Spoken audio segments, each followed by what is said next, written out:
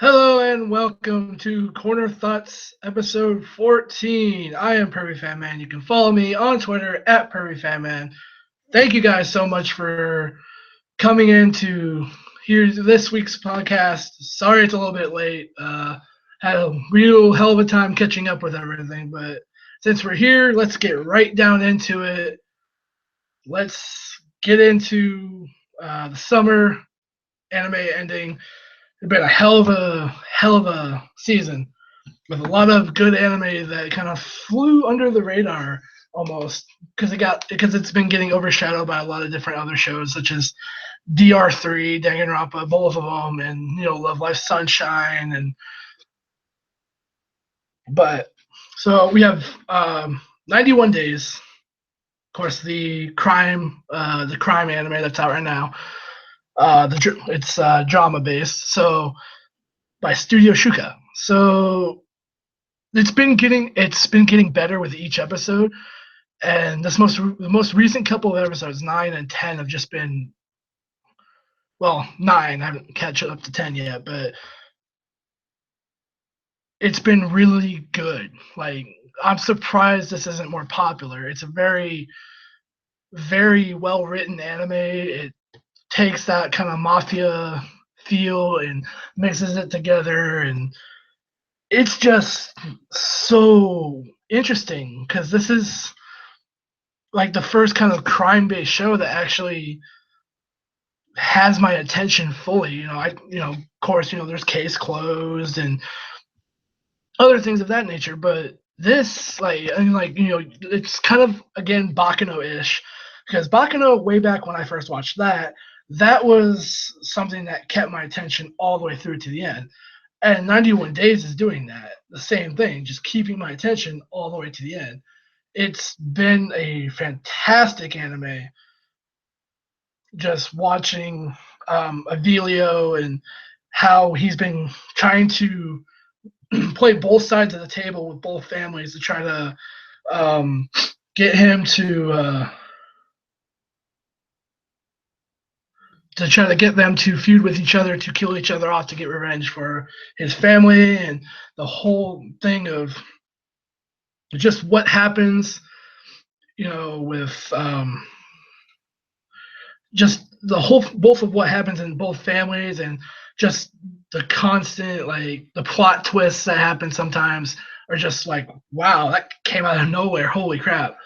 But both of them have been, this whole show has been really fantastic. I mean, it's one that flew under the radar this season, but it's worth watching. I highly recommend this show. It's been really fantastic, and I believe I gave it an 8.5 out of 10, mostly due to it being a little bit shorter than I would have liked.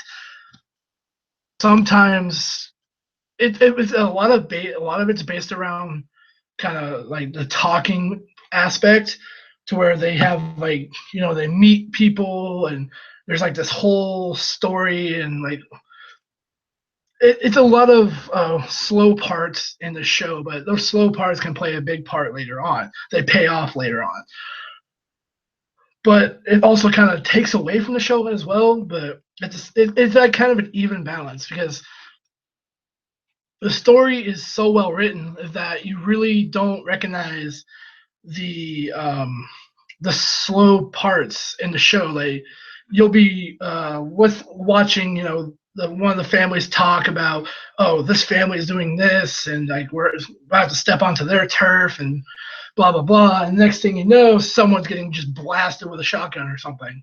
It's so well written that you hardly even notice it, which is which is really good, because that means it blends in with the story. But it's also kind of bad because you kind of tend to forget just about what happened when it hits that action scene. You're like, wait, what were they talking about? So, ow, damn desk. But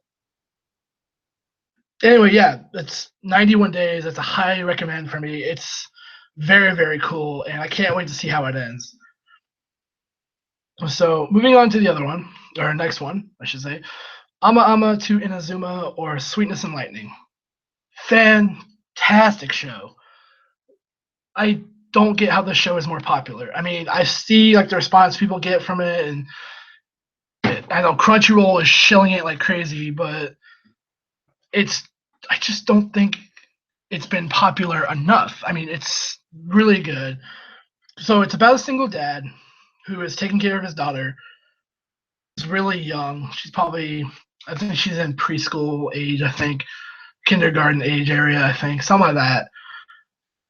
And he's also trying to balance his job, which he's a teacher at a school, and it's this whole thing. And it's a really good, like, slice of life comedy anime because there's like the really good funny parts to the show, but there's also the more kind of quiet, serious parts of the show to where it kind of it's one of those shows that makes, like, if you're watching something action heavy this season, this is the show to watch when you unwind because that all together, because it's just the slice of life aspect will bring you back down to earth.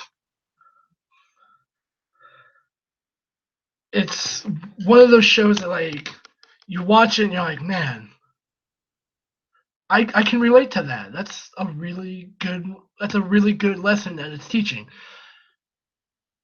And it also, like, kind of just, it really makes you feel for each of the characters. Like, they do such a fantastic job writing each of the characters in the show that you're like, oh, this character's cool, or like, oh,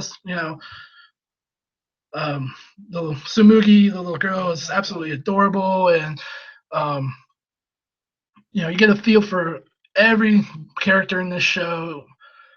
And you kind of get you get that episode with Sumugi from her viewpoint when her father is sick. She goes to find help, and being that small little kid out in the big world, it's something that I think we've all experienced from when we were young and everything. So it's a very relatable anime to a majority. I'm guessing a majority of us, but it's one of those shows that it's like it'll hit you like after the episode's over. It's like, man, that was a really, really good show. That was a really good episode. That helped me, like, unwind or whatever after watching that high-paced action anime, or like the very, very depressing things of what's going on in both Danganronpa episodes, which I'll get to that. So, but yeah, Ama to Inazuma, I gave it a 9 out of 10. It's a beautiful written show. TMS Entertainment knocked it out of the park. This is fantastic, and I highly recommend this show. So, moving on. Speaking of Danganronpa, here we go.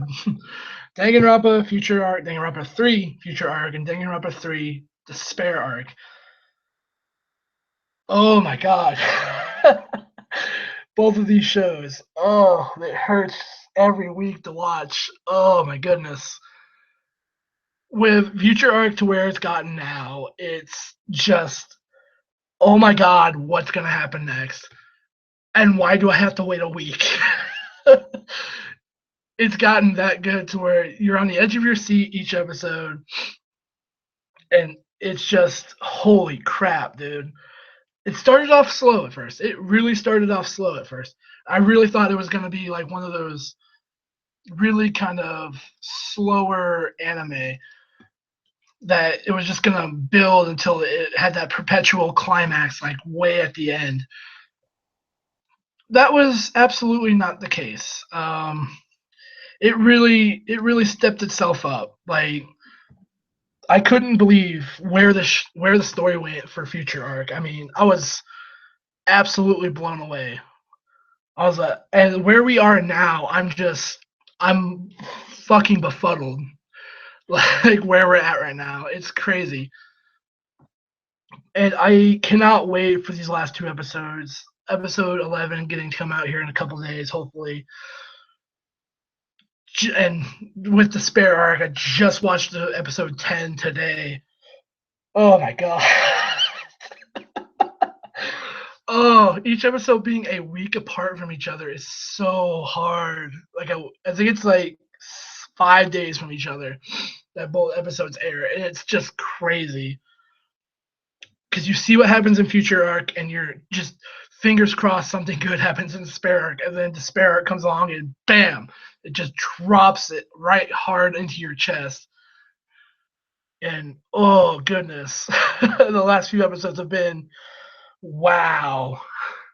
Like I'm blown away at how crazy these shows have been. You know what I'm saying? Like I get it that people are gonna say, "Oh well, it's Danganronpa, you gotta expect craziness, blah blah blah." But it's just the way everything's been paying off for Danganronpa, just that build, because you see the spare arc episode, and then you see the future arc episode, and everything is starting to make sense. Everything is coming together. It's I don't know what the payoff is going to be for future arc. I'm completely in the dark. I have no idea. And the payoff for the spare arc is just as in the dark as for future arc. I cannot wait. Like these are the two shows that I absolutely look forward to. A couple of the two shows that I look forward to every single week, and it's just because Loreche has done such a fantastic job writing both of these shows. And the characters are so good too. Oh my goodness. Future arc, you get the combined of DR1, DR2, and of course, spoiler, Ultra Despair Girls, Komaru, and um, I can't ever remember her name. I'm sorry, but Ultra Despair Girls show up, and for DR the spare arc, you see characters from two, but you also get that kind of you see the characters from DR, a couple of characters from the DR1 universe, but it's mostly focused on DR2, which is really weird because it says it's a prequel for DR2. Honestly, I think it's a prequel before DR1, the way they're going, because it just feels that way. Like you don't ever see Makoto or Junko or anybody until a certain place in that show, and then you realize, okay, now DR1 is eventually going to happen, but where are we going before DR2? So I feel it's kind of like a prequel to DR1, but at the same time, it's a possibility that it's still a sequel to DR2 or a prequel to DR2. Excuse me. It's absolutely the weirdest setup, but with how they're doing everything, it's fantastic, and I can't wait to see the payoff. So both DR3 Future Arc and DR3 Despair Arc get a 9 out of 10 from me. So moving on, we have Love Live Sunshine, obviously the big show from this season. My personal favorite from this season. So we end up with the new girls, Aquos. I believe that's how you say that, but we get to know these girls, and then you get attached to them, and it's been just fantastic getting to know each and every single one of them, what they're about, how they do things, because it's just so good. It's a whole different setting, and it's that much closer to the original series, but we end up with a certain thing. We end up with a certain little difference. Of course, they end up going to, I believe it's Tokyo at one point, in order to compete in the preliminaries to try to get into Love Live. And of course, they end up meeting, I guess, kind of the new A-Rise, I would say, but at the same time, kind of not. Um, Saint Snow, which is a two-girl group of girls that actually go to high school from Love Live. I can never remember the name. That always kills me too. But and they're like the new kind of, you have to beat these girls. Like we have to get good. We have to do our job. We have to get better as idols because they laid a big fat goose egg. They got 0 points, but it's all fine because they have to um, do things in order to um, become what do you call it, the new big idol group. So literally, we end up meeting. So we end up, seeing them fail, but of course, it's building towards them trying to um, become better as idols, and where it's going is great. I think we have like the last episode coming up here. I believe it's tomorrow. I want to say might be tomorrow.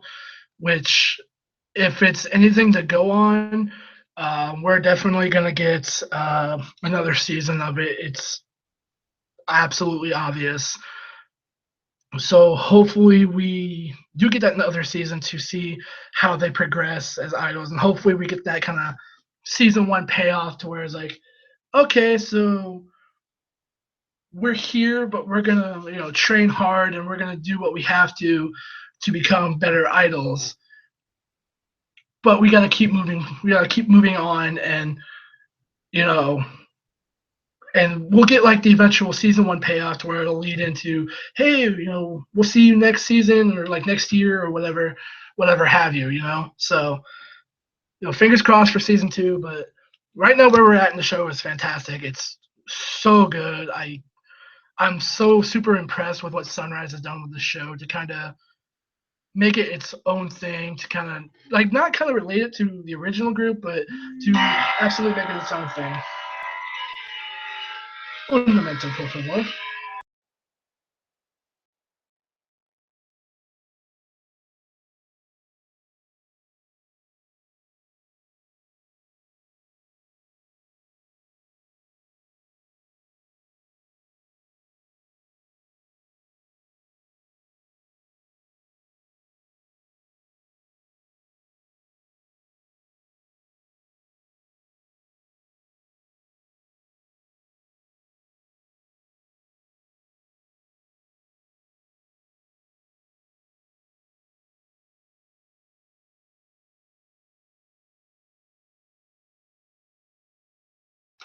Gee, thank you for calling, Mr. Work. So that was my work. Sorry about that. But let's get back on track there. Sorry about that. So, moving on from Love Live Sunshine, the top of the spectrum, which gets I want to say like a 9.5 out of 10 for me. So, well, I would say kind of a 9.5, almost 9.5 out of 10. Still waiting for that last episode. But moving on, we get the low end of the spectrum. We get Maso Gakuen HXH or H cross H, whatever you want to call it. It's I don't know how to even say anything about the show. Production IMS, obviously doing the show. It's about a kid who goes to the school, a strategic defense school or something like that, to where he ends up going to. It's a whole thing about him. Oh God, I guess using stimulation, I guess you can put it, to give the powers to control the heart hybrid gears of the all female classmates that he has, which is, I kind of feel it's sort of like Infinite Stratos in a sense, but I guess it's a little bit better because it's been actually watchable for for the most part. I mean, obvious the obviously the show is based on the kind of harem style of building, but the whole thing of that is we end up seeing uh, I'm kind of at a loss for this one because this one is not one that I particularly am fond of watching this season, but at the same time, I still watch it because it's got an interesting factor to it, but at the same time, the payoff isn't really that great. And I guess it's based on like some sort of light novel, but I'm guessing the light novel is probably a lot better than what the show has been doing. I mean, not to take away from production IMS, but it's just there's like X amount of like harem and comedy romance ecchi shows out there, but it's this show in particular that just it makes it feel like Infinite Stratos, and I think we all remember how Infinite Stratos paid off in the end. It really didn't because we went through 2 seasons, one of which was just a complete filler season, and then we got nothing else after that. So, unfortunately, Maso Gakuen H Cross H, whatever you want to call it, gets a 7.5 out of 10 from me. I mean, it wasn't the fun show that it played itself up to be, unfortunately. So moving on from that to another back to the other end of the spectrum, the good end, we have a show from Doga Kobo, or Duga Kobo, depending on how you want to pronounce that. Um, a little show about working in the video game industry, programming video games. It's called New Game. Fantastic show. I completely enjoy this show. It's really great to see. It kind of like that office workplace anime that is has a lot of like in jokes to it, but in a sense, it's based around getting to know each one of the characters and what kind of life is like in an office space kind of setting. And this kind of captures that to where, if you're in like an all kind of video game workforce to where you're creating this game. And I know I've seen a lot of people through Twitter like talking about this, or who kind of work in the video game industry, like or have worked in the video game industry, or even know like programming and coding and things of that nature, say that this show is complete bullshit sometimes when they talk about certain things, which it's understandable. It's an anime. It's not meant to be realistic, but even still, it's a fun, really good slice of life show with that dash of comedy in there that makes it really lighthearted and fun, and makes it's really easy to unwind with the show as well. It's a fantastic show. Alba is a great main character. She's really fun and really relatable as a character. All her coworkers around her are great. They're fun people. The whole cast does a fantastic job giving life to the characters and just making them seem more like more bigger than I guess what the manga would provide. But it's just a great little show. I highly recommend it. I give it a 9 out of 10. That is New Game. Of course, it's the other one of the shows that Crunchyroll shills as well. So go watch that on Crunchyroll. It's absolutely worth it. So we have another show from TMS Entertainment, and this show is based off the manga, and it's called Orange. Now, how to explain this show? So these kids in high school, more specifically one of the girls in this group of friends, she, I guess, receives letters from her future self telling to help one of her other friends who isn't around, I guess, to say that much, when they're older or whatever. So eventually you find out this whole group of friends is, this whole thing that happens. They're trying to change the future for this one person. And it's the whole thing. And I know a lot of people say that it's like really, there's some really sad parts to it that are supposed to, um, it's kind of based to where you're supposed to be sad when this thing happens or when that thing happens, and where something doesn't pay off and it's still like affects the future in a certain way. But that whole aspect of it being sad is really um it's not necessarily sad, but it's a really good drama show that can like it can really it's to relate it, it's kind of like a soap opera in a sense, to where something bad is going to happen and things are going to change for the worse, but then it kind of turns itself around. It becomes, things start making for the better, and you're just sitting there cheering for these characters to fix the future and all sorts of stuff like that. So obviously Orange, for me, is on the kind of lower end of the spectrum. um, it's still a really good show, but I kind of see to where people say to read the manga more than kind of base yourself on the anime, because it definitely just doesn't feel like it would be um, sad as it's supposed to. I guess reading the manga would probably be a better step towards that area of kind of drama and everything. But for me, still, with how the characters are and actually the story being fairly pretty good, actually, um, Orange gets like an 8 out of 10 for me. I mean, there's sometimes where it just doesn't.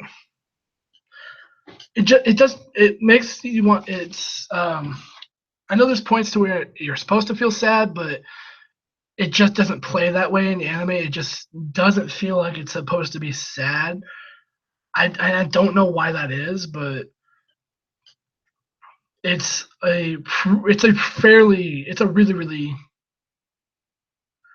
interesting show to watch, just to see the ups and downs of the show that it goes through from what it started to where it's going to finish. So again, Orange, 8 out of 10 for me.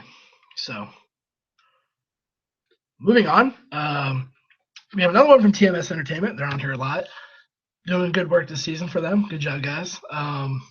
We have a show that I actually kind of really enjoyed, which was fairly surprising because I originally was going to watch this show, but when I found out it got released in full on one day, I was baffled and I had no idea if I was going to watch it after that. So this is RE Life. So, or Re Life, depending on how you want to do it. It's about a 27-year-old guy who, he's failed every single job interview in his life after leaving his old job because of reasons we find out later.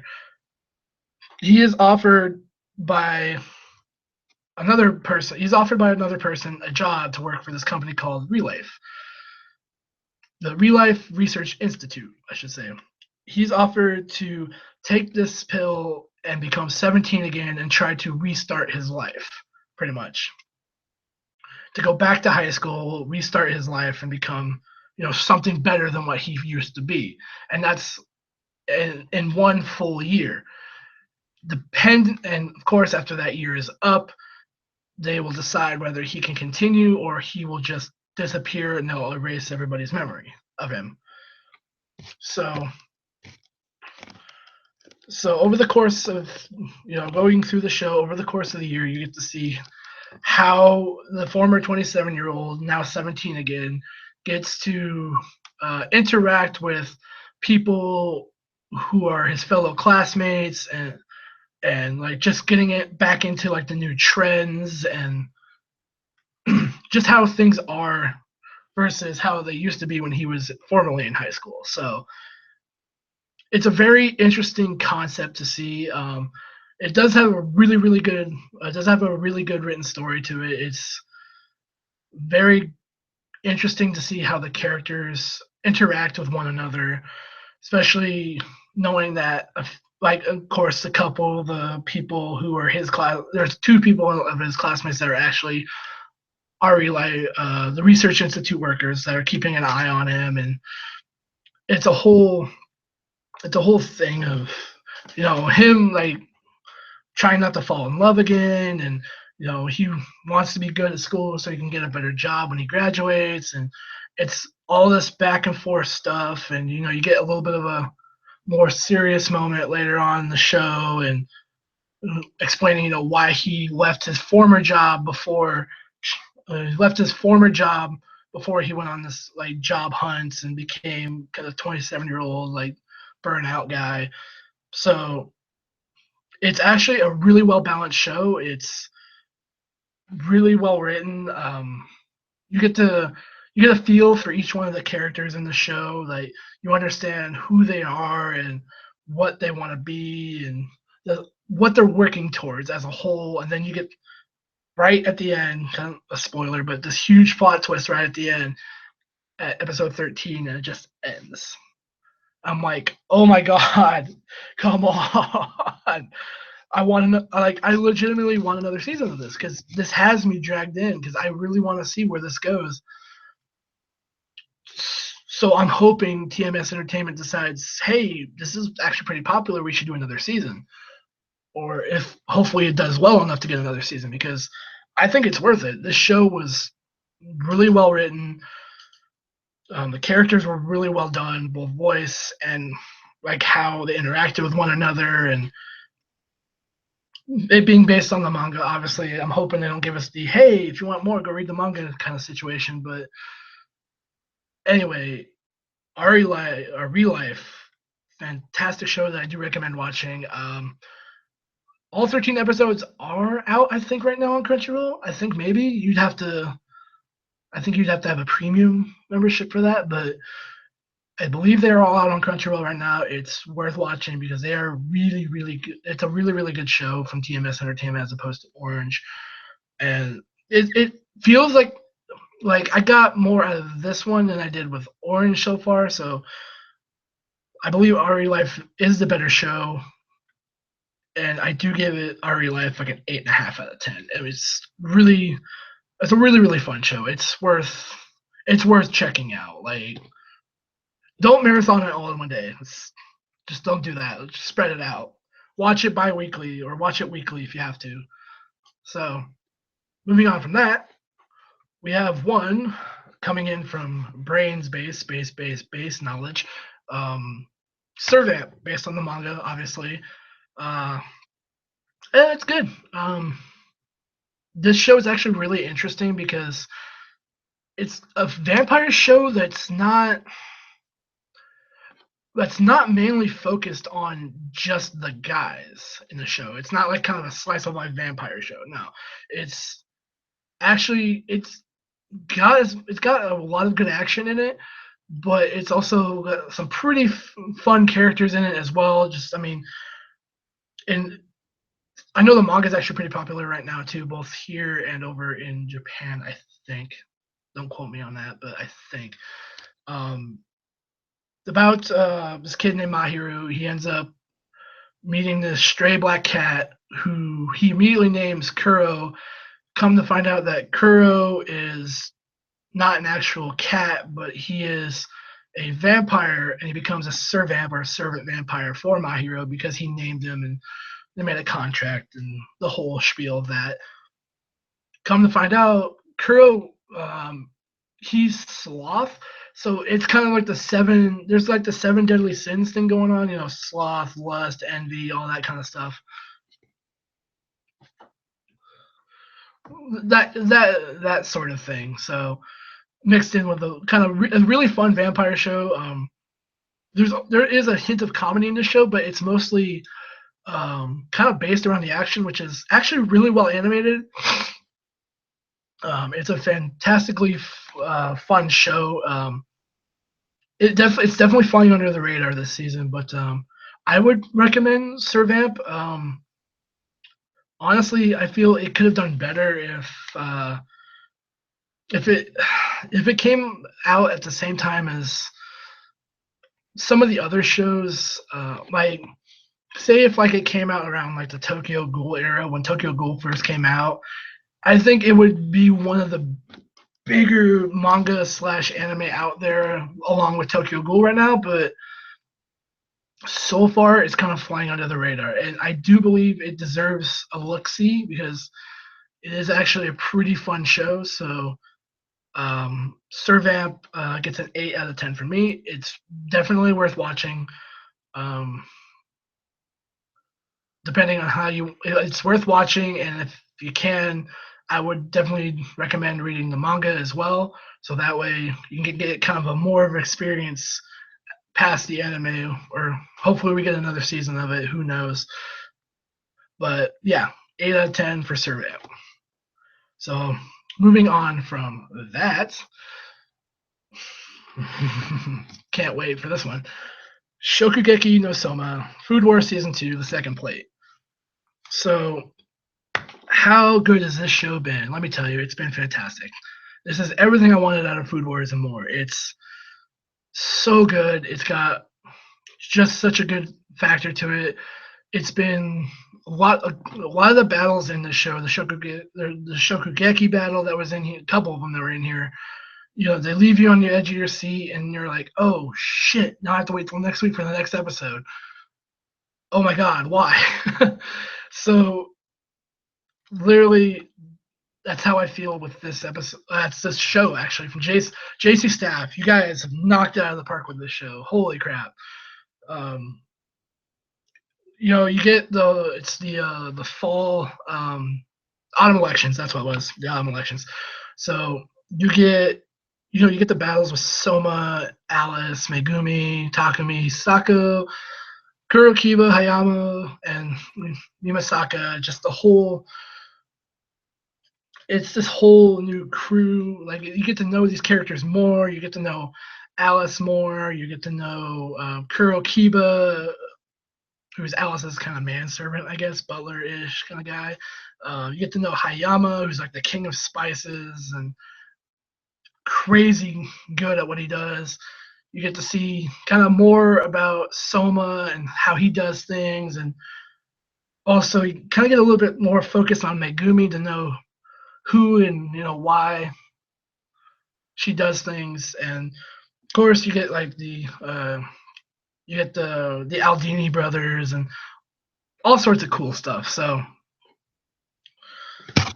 it's been fantastic going through the battles that they've had with one another, and then that battle of Soma versus Kurokiba versus Hayama, which is mind blowing how that battle went and how everything happened with that battle. Crazy, crazy, crazy battle, but I definitely look forward to the next episode. I know this is running 25. I hope, I really hope it's running 25. I have a feeling it will, but we finally get to meet, Alice's mom, who's probably the best mom in anime right now. I'm just gonna throw that out there. Like legit, so good. But we get to we get this really just fun show that's just so well based on the manga. And to me, it's definitely my second favorite show from this season. Shokugeki no Soma, Food War Season 2, the second plate, 9.5 out of 10 for me. I mean, legit. It's holy cow, the show was good, and it just blew away all my expectations. And, of course, quickly getting into the leftovers from spring, obviously. Ace Attorney still good, still going through the second game, still really fun. I'm guessing it's going to end at like 24 episodes, I think, maybe 25, depending. So it's been fun. It's been really good. A1 Pictures is it. I know there's been a couple missteps here and there in the animation department for A1 Pictures, but it's okay because it actually turned out really good. It's still really fun to watch. I still really enjoy the craziness of the courtroom scenes and everything. So hey, this is still a really good show and it's still worth checking out. So Diamond is Unbreakable, obviously from Spring. You guys know my feelings on this. I love JoJo. I love this. Part 4 has been phenomenal. It's blowing away all my expectations. David Production, love you guys to death. Like, you guys have done so good on this show. And with the most recent episodes being Sheer Heart Attack, which were really amazing. Like, I could not believe it. So, and we're getting to that transitionary point of uh, moving on to like the next half of the manga.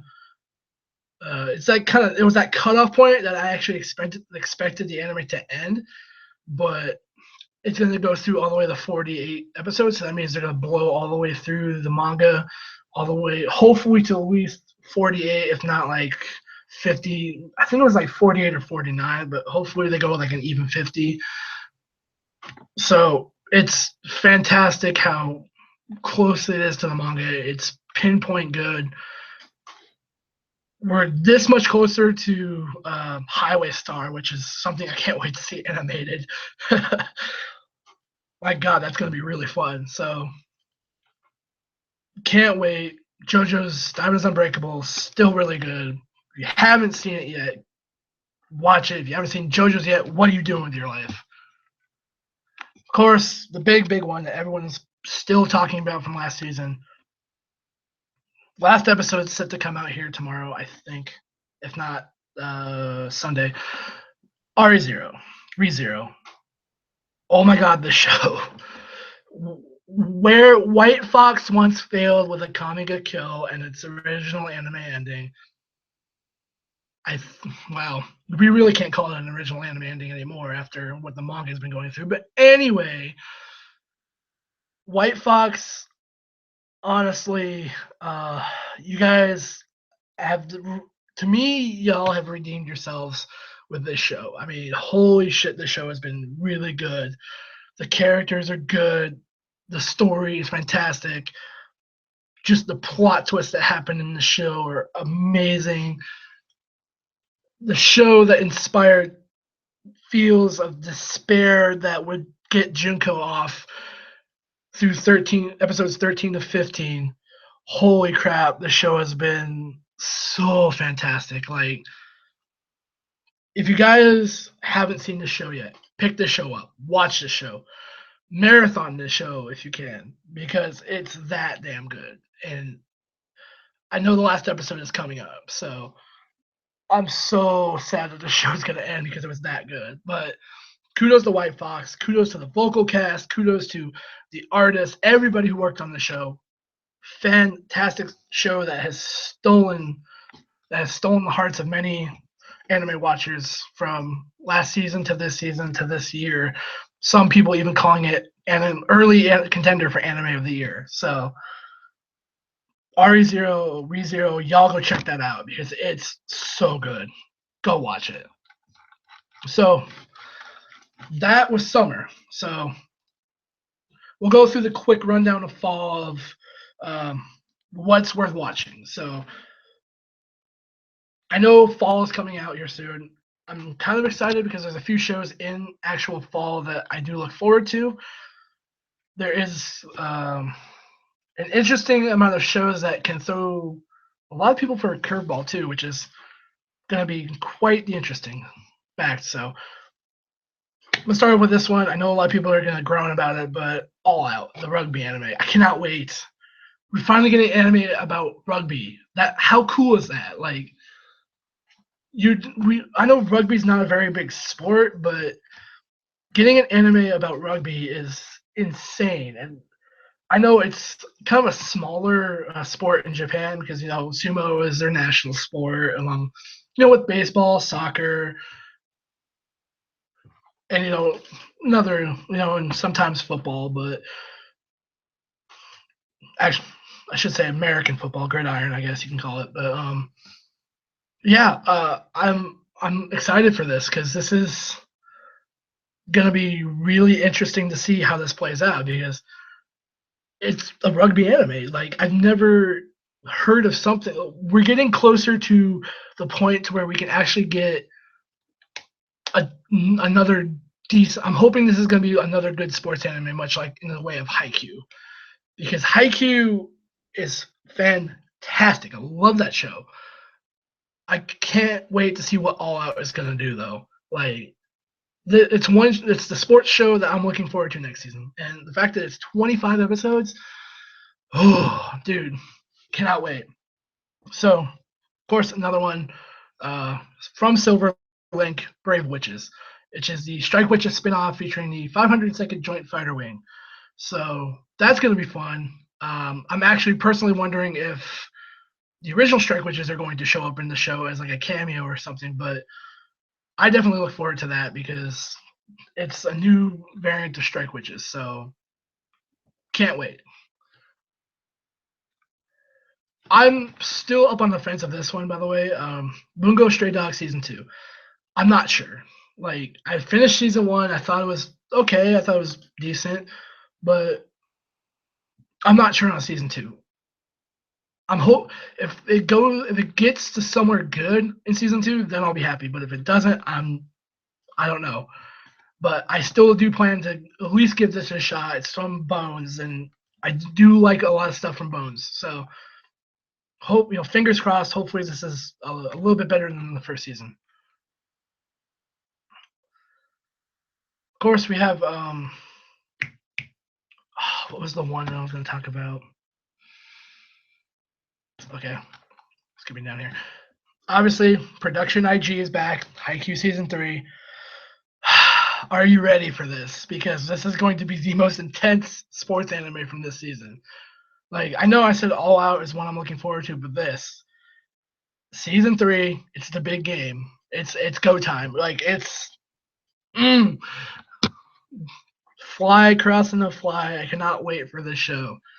Season 3, oh, I can't wait. It's gonna be so good. Like, oh, the sports trash fans out there will know what I'm talking about, man. Like, I cannot wait. Haikyuu season 1 captured my attention. Season 2 blew me away and just made me so like hyped to watch that every week. I can't wait for season 3. Season 3 is going to be amazing. I can't wait to see where it goes. But speaking of sequels, Hibiki Euphonium season 2, Sound Euphonium season 2, Kyoto Animation back again doing this. Oh, I'm excited to see what happens in this show because the first season was something that really kind of flew under the radar. Almost. Like it got popular. It got really popular because it got brought out over here now. So it started to grow in popularity. It grew and it grew and it grew and it got big. It's huge now. It's so good. Now we have the sequel to it. Now we can see where this goes. I can't wait to see what happens.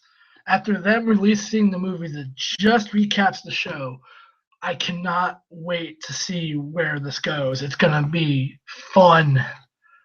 And finally, we can get back to Kyoto Animation actually having a show that's decent enough to watch. So, next one, not a lot of people are going to groan at this one, but Keijo. I saw the trailer for this. It's from Zebic. Love my boys over at Zebic. I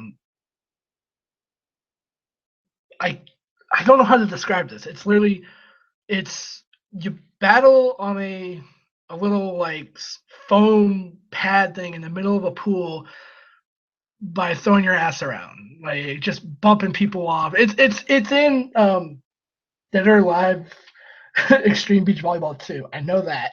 I hate knowing that, but it's a game. It's that game where you just like bump each other off with using your chest or using your ass, something of that nature.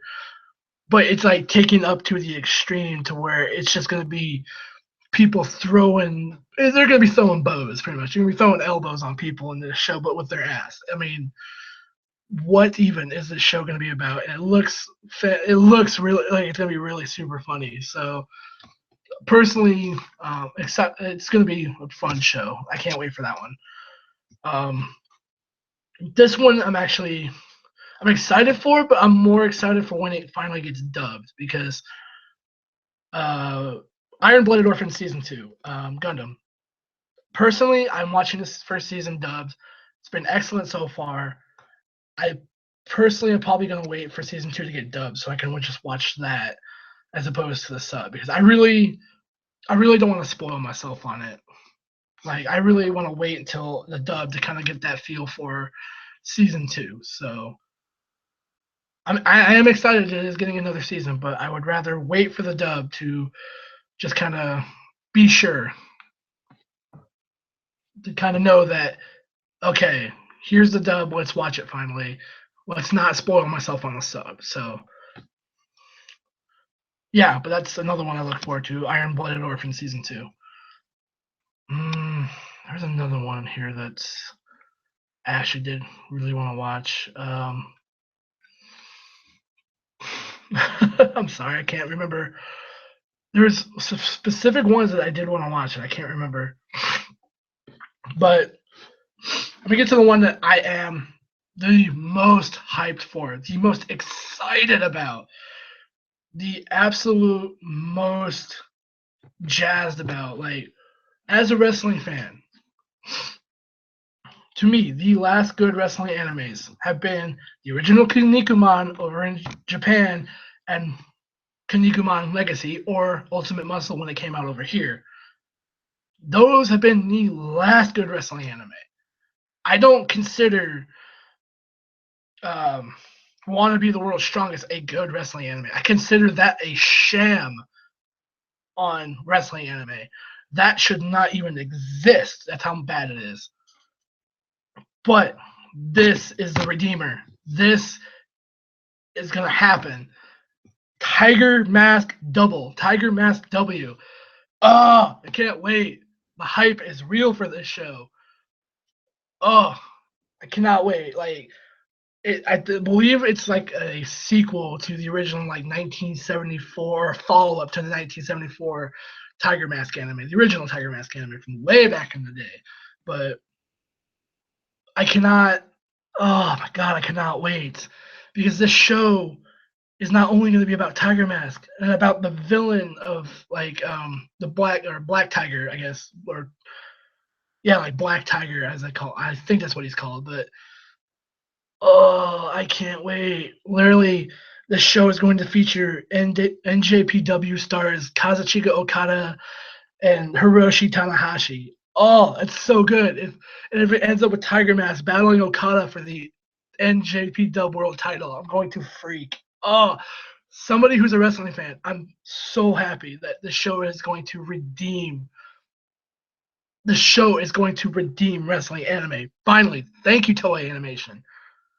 We can finally get a decent wrestling anime again.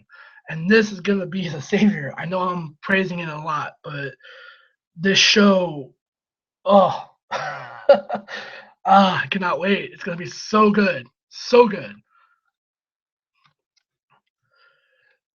But of course, moving on from that, let me see. I don't know if there's anything else, actually. Possibly, maybe. No, well, those are the ones I'm absolutely hyped for. So for fall, anyway. So yeah, that was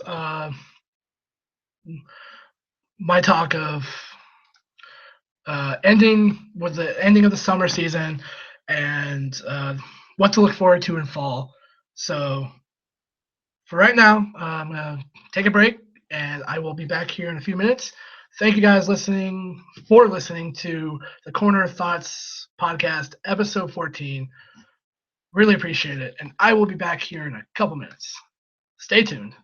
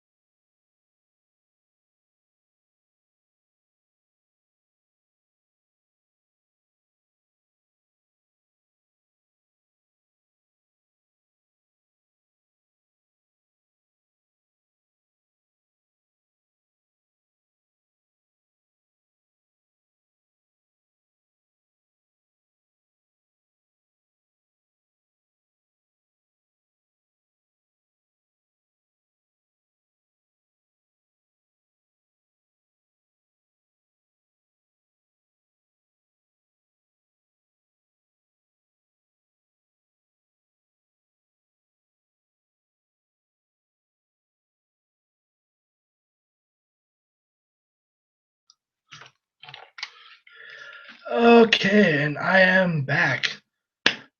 Get right into it. Ring the bell! Because it is now time for myself to get into the wrestling talk. Wrestling. The wide, wacky, oh god, it's a wacky wrestling world. So, Raw and Smackdown, first and foremost. Been.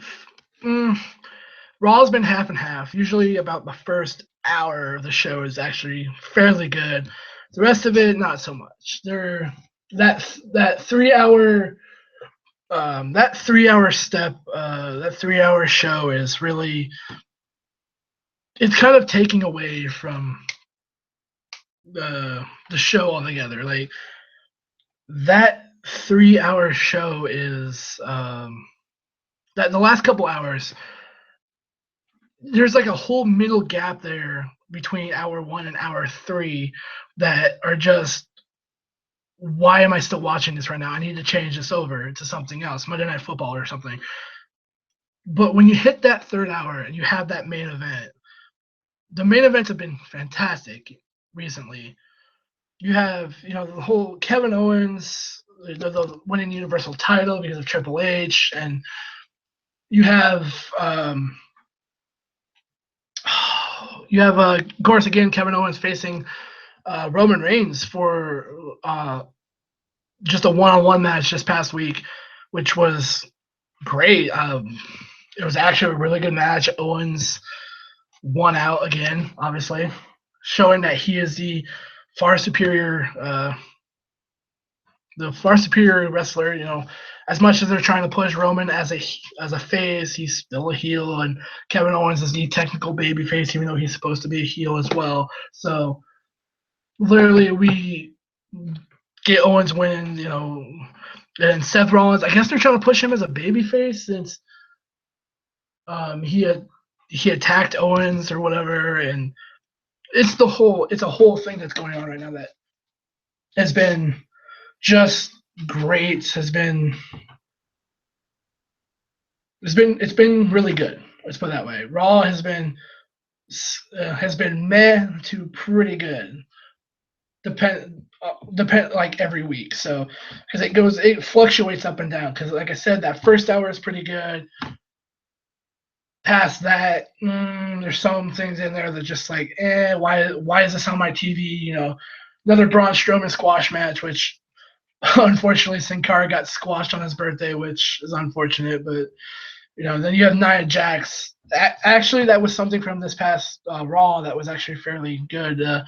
Nia Jax just completely crushing that jobber Alicia Fox. Like, they pushed her off as a jobber so hard for Nia Jax, and of course Nia Jax using one of her finishers to tackle, I guess, Alicia Fox right through the barricades. She had barricade breaker equipped, so. But yeah, I mean, there's usually a hidden diamond in the rough there. I mean, again, like this past Raw, I think we actually started off with that triple threats women's match this past week, of Dana Brooke, Bayley, and Sasha Banks. That was actually a really good match. I enjoyed that, like, to start off Raw. But the rest of it was, then the Nia Jax match with, I guess you can call it that, with Alicia Fox. And then it hit the final match, which is Kevin Owens versus Roman Reigns. So there are a couple of good moments. It's how Raw's kind of been for the last couple weeks, ever since SummerSlam.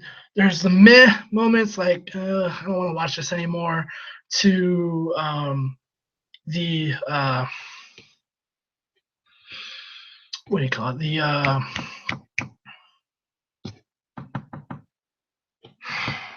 To the very good moments. Sorry, losing my train of thought. There's a lot of good moments, but there's also a lot of meh moments. So Raw has been kind of like half and half recently. As per the usual, though, SmackDown has actually been a little bit of a better show. There's been a lot of good stuff going on over in SmackDown. The Miz promo, obviously, on Talking Smack with Daniel Bryan, that whole spiel and that whole little mini feud that's going on right now. And then the whole thing of, Miz and Dolph Ziggler, which, and then you have your world title situation of AJ Styles and Dean Ambrose, and now with John Cena returning, there's an interesting aspect there, and then it's it's been fairly good. I mean, with the battles of the tag team titles, obviously, the Usos entering American Alpha and taking them out, and then the Hype Bros getting another shot, and it's been SmackDown in 2 hours has been far more better than Raw has in 3. And so far, it's been the past couple of weeks, SmackDown has been the better show. So start stepping up their game, especially with Clash of Champions right around the corner. So where every title is going to be defended, which is literally just the stipulation from Night of Champions. So I don't know why they would not call it Night of Champions and just switch it to Clash of Champions, which is the old, I think, WCW, maybe NWA pay-per-view called Clash of the Champions. So again, but hey, all the titles are going to be on the line. Universal title, I believe it's Kevin Owens against Seth Rollins. That should be a fantastic match. We got the tag titles. Fingers crossed, the club finally dethroned the New Day. As much as I love the guys in the New Day, they're great, but it's time for new tag champs. They already passed that record of London and Kendrick, so fingers crossed they win those titles. The club wins those titles, so that way. I mean, okay. So I saw a picture over on Twitter, like the night after Backlash. It was the night after Backlash. It's literally Bullet Club taking over the world. And I mean, think about this. We had Finn Balor become first ever Universal Champion, who is now the WWE World Champion. The Young Bucks, who are the IWGP Junior Champions, Junior Tag Champs, excuse me. You have Kenny Omega, who won the G1 Climax and is well on his way to possibly being the new NW or NJPW World Heavyweight Champion. I'm blown away by that. And we also have Adam Cole, who just joined the Bullet Club, who is the ROH World Champion, unseating Jay Lethal, who had one of the second longest reign in the company. And I mean, you just look at this spread of the Bullet Club members taking over. I mean, I think it's about time the club wins the tag titles, so that way we can make it like a full sweep of the year for them. Because I mean, what a hell of a year that AJ has had. He came in the Royal Rumble, had a WrestleMania match. He almost won the title a few times. He had some great matches for the title. He had a hell of a three. I guess a three. What do you want to call it? 3 different matches with Cena. The best of 3, I guess you could say. He had that solo match against Cena at the one pay-per-view, which he won. And then you had him against John Cena in that tag match at SummerSlam, which Cena won. And then you had you had the one tag match at the previous pay-per-view before SummerSlam, which Cena won.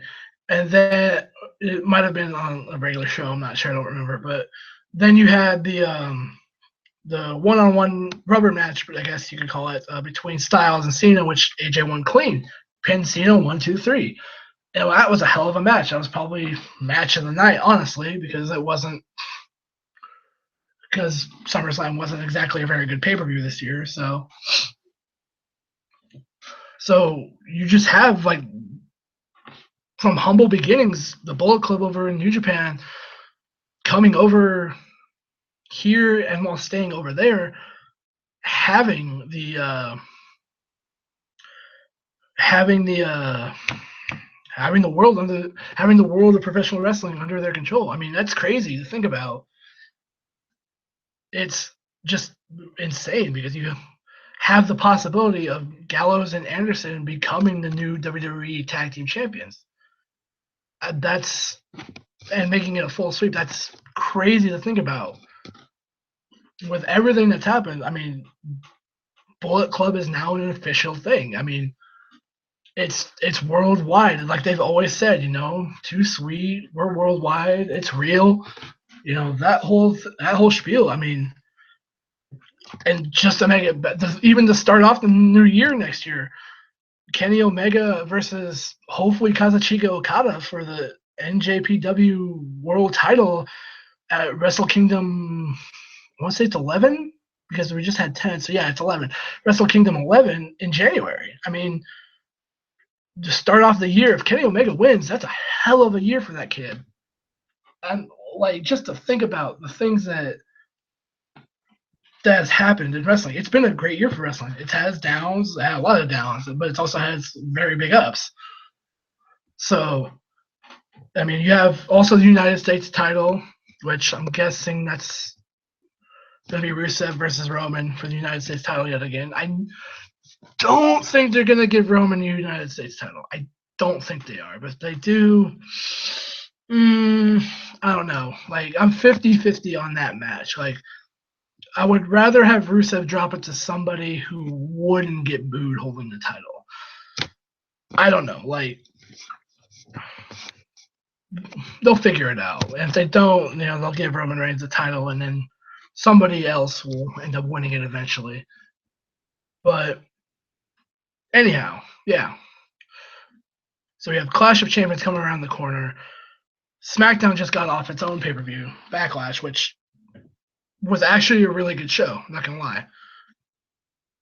That was a lot better than SummerSlam. So, obviously, so right out the gate, we're going to start off with the women's match. The six-pack women's challenge for the new WWE SmackDown women's title. SmackDown Live women's title, I should say. So Becky Lynch, Naomi, who has this amazing new look and this amazing new techno remix of her song, which has started to make a fan out of me. I'm not gonna lie. And so Becky Lynch, Naomi, Fabulous, Carmella, Natalia, Alexa Bliss, who decided to dress up for like Harley Quinn for Halloween from Suicide Squad early. I don't know why, and then returning Nikki Bella. So brass tacks of the match at the very end. Carmella eliminates Nikki Bella, and it comes down to Carmella versus Becky Lynch.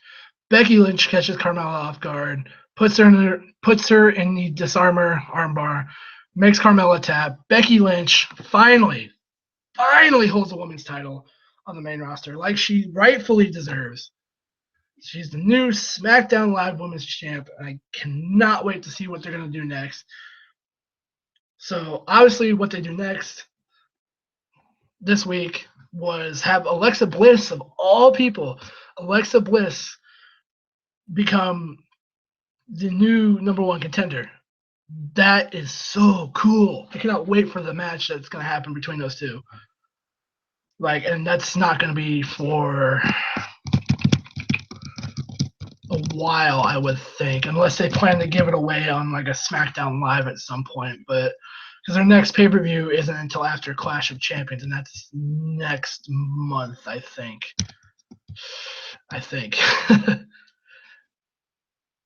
But yeah, that's literally so cool that Becky Lynch finally won the title. She was so well deserved. So congratulations to her. But moving on to the next one.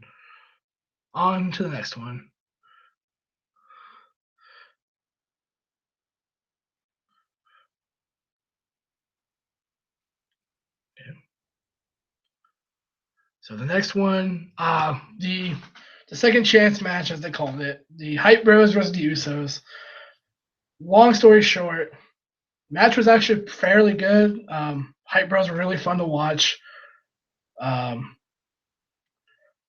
Usos have this new heel gimmick finally. They finally went heel. Started dressing up like Roman Reigns, I guess, because why not? They won the.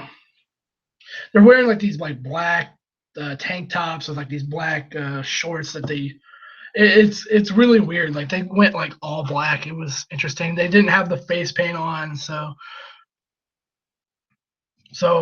they won this match. The way they won this match was actually really interesting. Jimmy Uso was in the ring with Zack Ryder. They had worked his leg. They'd done the same thing that they did to Chad Gable, but they did it to Zack Ryder. So literally, what happened is towards the end of that match, Jay took out Mojo and Jimmy hooks in the submission. They said it was a single leg Boston Crab. When you turn him over and you hook the arm the way he had it, that's a tequila sunrise. And somewhere Conan got pissed off because they called his move wrong. That was the tequila sunrise that Jimmy pulled out, which was surprising that he actually knew that and used that submission. So Ryder taps, Usos win via submission. They're moving on against Heath Slater and Rhino of all people for the new SmackDown Silver Dollar Tag Team titles. So next match after that, what some people consider the match of the night, I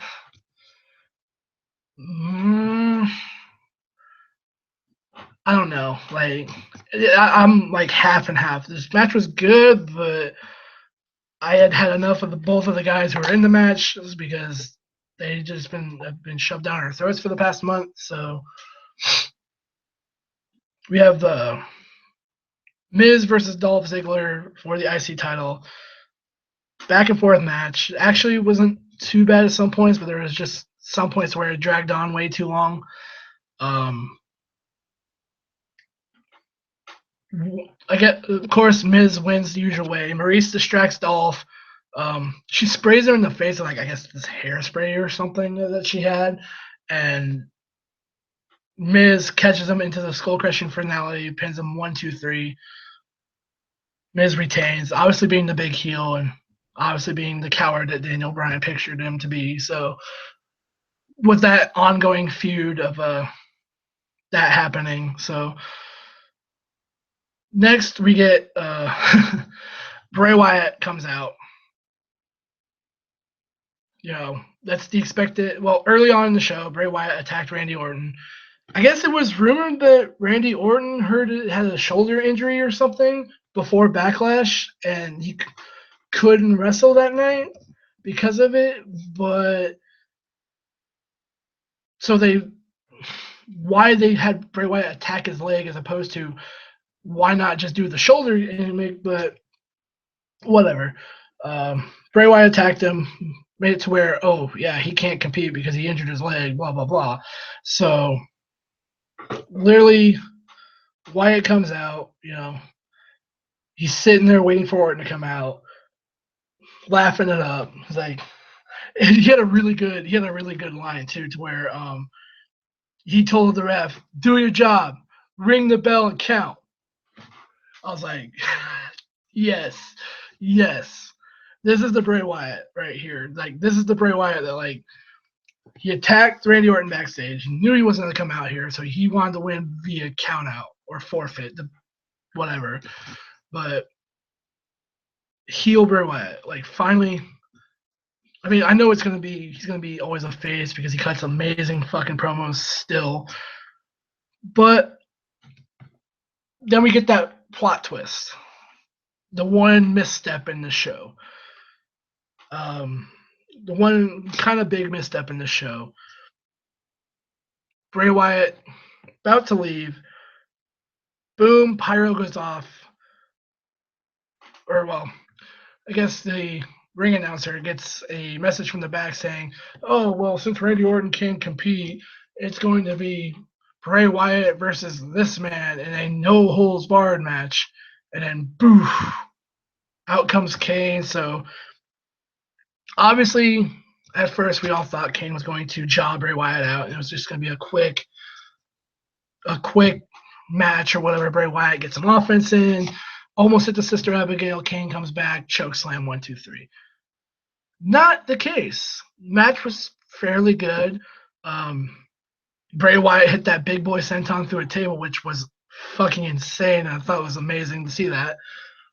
Of course, end of the match, Bray Wyatt setting up Kane. Out comes Randy Orton, who decided to steal Cody Rhodes' look, apparently. Just wearing like a hooded sweater and just his ring tights and everything, so whatever. But ends up coming out, distracting Bray Wyatt. Catches Wyatt with an RKO. Kane's like, okay, whatever. Gotta ask why he didn't go for the pin automatically. He should, but instead he lifted him up, hit the choke slam, pin Wyatt 1, 2, 3. Again, the only misstep for the night because Bray Wyatt should have won that match to put him over, but letting a Wyatt win a pay-per-view match, LOL, no way.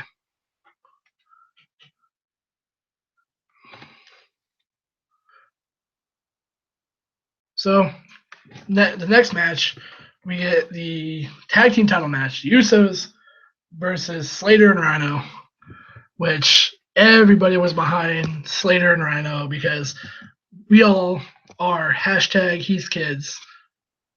He's got kids. He needs this job. He wins this he wins, he gets this contract. And by God, with Heath Slater being the legal man, the ref being distracted, Rhino comes through the ropes,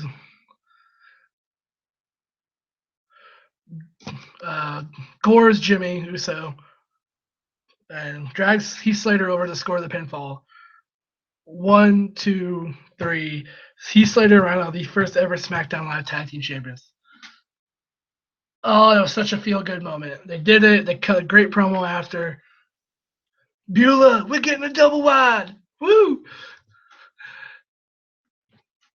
Excellent win. That really brought a lot of great moments, especially with SmackDown this week. Heath Slater signing that contract. Now he finally has a job on SmackDown Live, and their first title defense was against the Ascension of all groups, who has this new gray and like black look, silver and black look, which holy crap, they actually look like a really good tag team now once they've gotten rid of that stupid Legion of Doom looking shoulder pads. So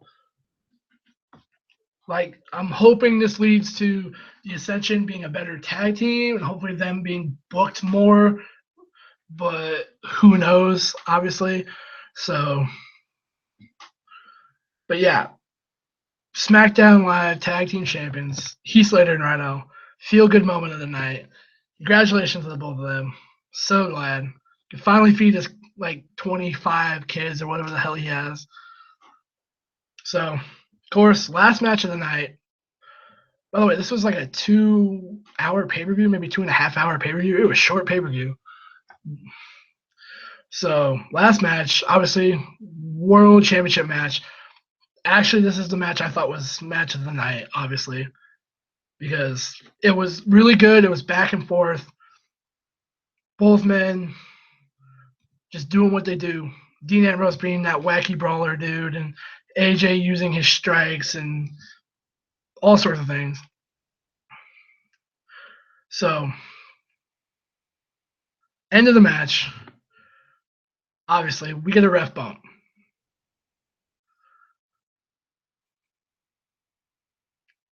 So we end up getting a ref bump. Ref goes down. AJ Styles realizes it. Catches Ambrose with a low blow. Sets him up for the Styles Clash. Hits him. Ref gets up. He rolls him over. Pins him. 1, 2, 3. And AJ Styles, your new WWE World Champion. Who'd have thought it, man? Mr. TNA is your new WWE World Champion. How crazy is that? Especially in the year now that we've had to where Finn Balor, your first ever Universal Champion. Now Kevin Owens is the Universal Champion. AJ Styles is your new WWE World Champion. Shinsuke Nakamura is NXT Champion. Again, like I said beforehand, this is a big year for wrestling. It's ups and downs, but there's a lot of up coming. A lot of ups to try to end this year on the right note. Good. I can't wait to see where this goes because quite literally, that was the right decision. I feel that was the right decision. So I hope they let AJ run with this title at least until after WrestleMania. Like, I hope they let him keep that title until after WrestleMania because he absolutely deserves to run with it for a good long time. So yeah, that was the WWE portion. Now,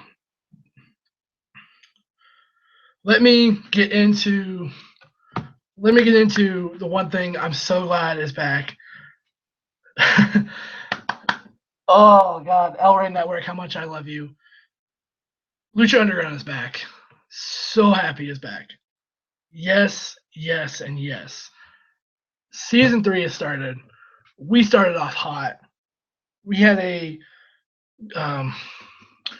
think it was for the Gift of the Gods, if I remember. If I'm remembering correctly.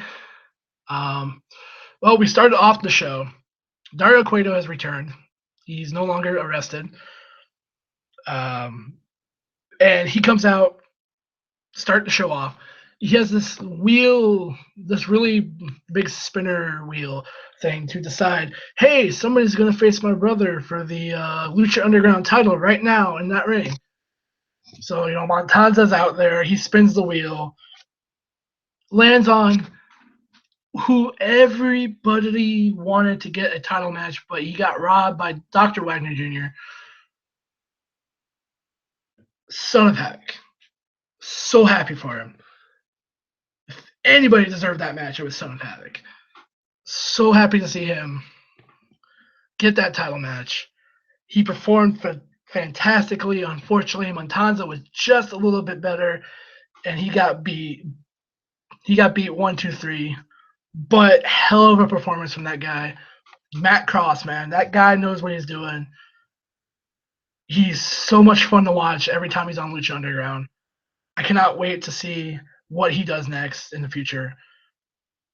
I am just blown away by how talented this guy is. Like, coming that close, like 2.99999 to almost winning the Lucha Underground title. Like, it's why he's one of my favorite guys in Lucha Underground to watch. He gets better and better each time I see him. So kudos to him, and kudos to him starting off season 3 right and putting on a fantastic match. So,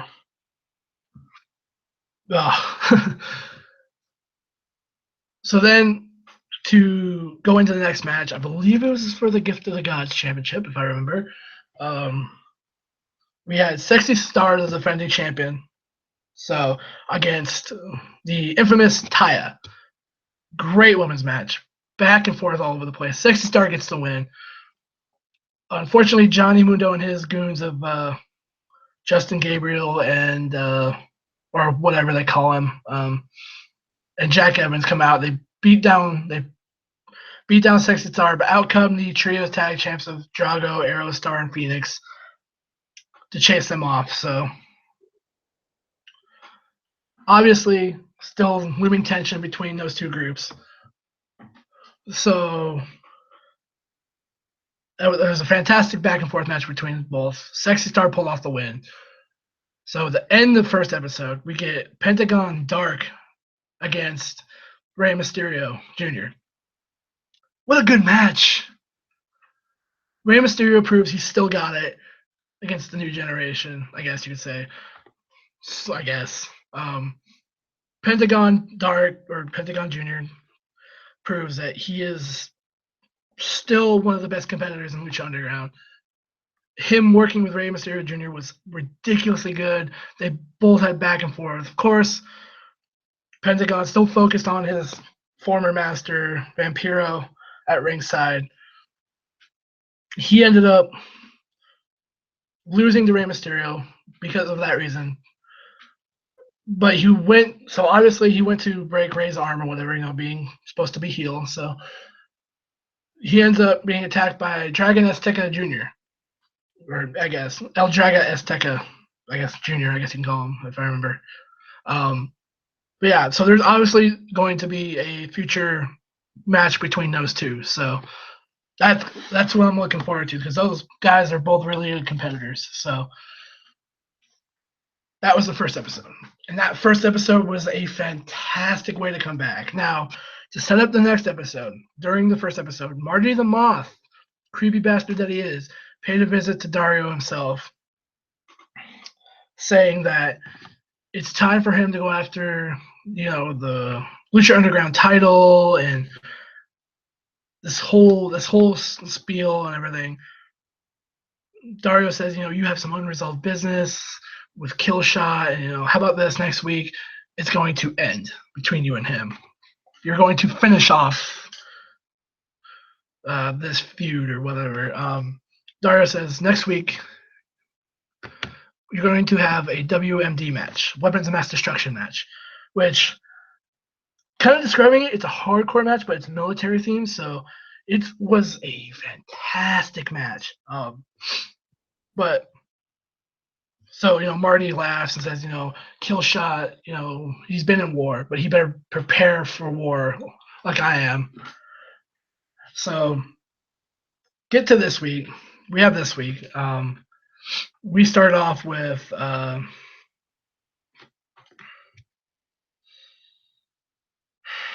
forget what we start off with. Oh, we start off with Famous B, out in the ring, cutting his promo. Dr. Wagner Jr., obviously looking for someone to face. And out comes who else but the guy that Famous B betrayed, Masquerita Sagrada. And they go back and forth for a little bit. Obviously, Dr. Wagner, too powerful to be taken down by Masquerita Sagrada. So Dr. Wagner gets the win. But good back and forth lucha contest. Very good. Of course, we get the next match, kind of also another quick match. We get the former Lucha Underground champion, Mil Muertes, going up against the man from heaven, Argenis, which that couldn't have been booked better. The man of 1,000 deaths versus the man from heaven. I mean, that was great booking on whoever decided that. So, literally, obviously, Mil Muertes pulls off the victory, but it looked like Argenis was giving him a problem, so building on Argenis little by little. So, we end up, Mil Muertes, gets the victory. Katrina does the whole lick of death thing, but out comes Prince Puma, who took Vampiro's advice from last week, the week prior, because Vampiro said, you're lost, you're confused, you need to start from where it all began, and you need to go take out Mil Muertes. Because if you can't beat him, then you can't beat anybody else. So now that Mil is like this new, like super powered evil dude, Puma has now come back to try to defeat him again, and Puma attacked him, and obviously it's going to lead to them having another fantastic match. So,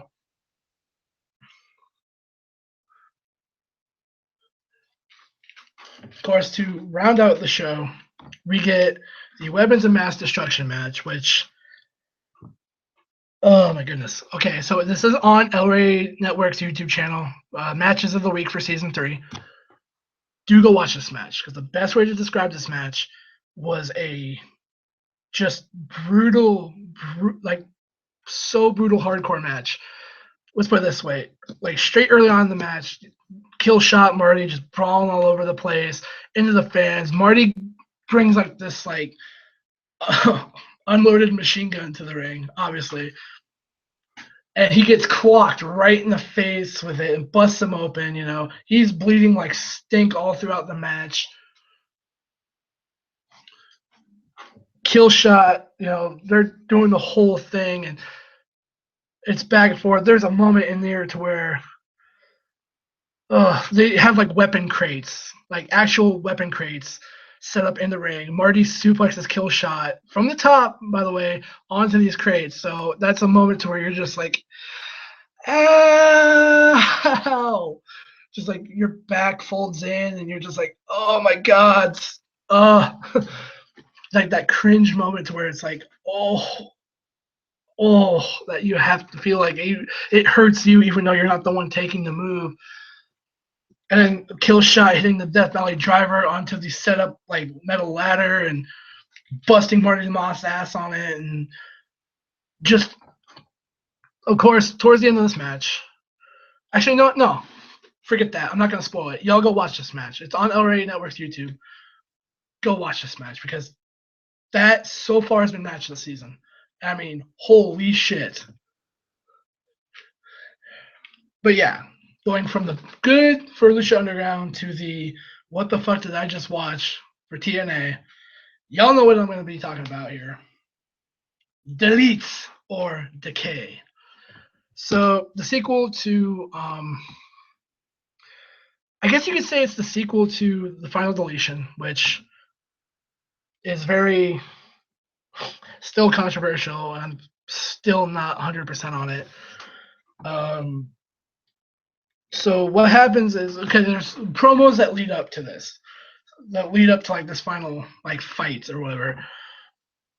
So the opening promo, opening the show, by the way, which is surprising, is Senior Benjamin just digging holes in the ground, digging graves. You pull out to see like the crosses that are like the Hardy symbol that say Steve, Abyss, Rosemary, like Decay on them.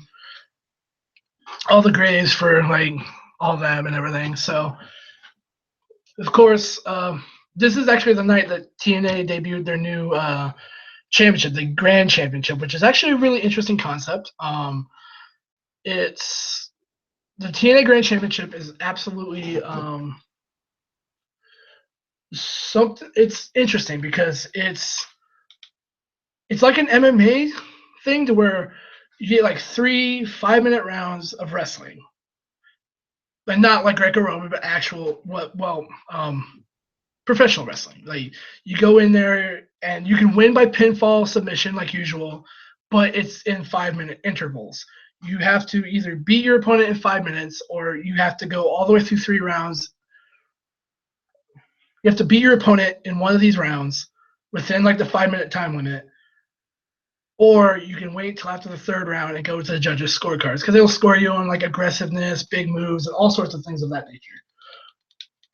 So interesting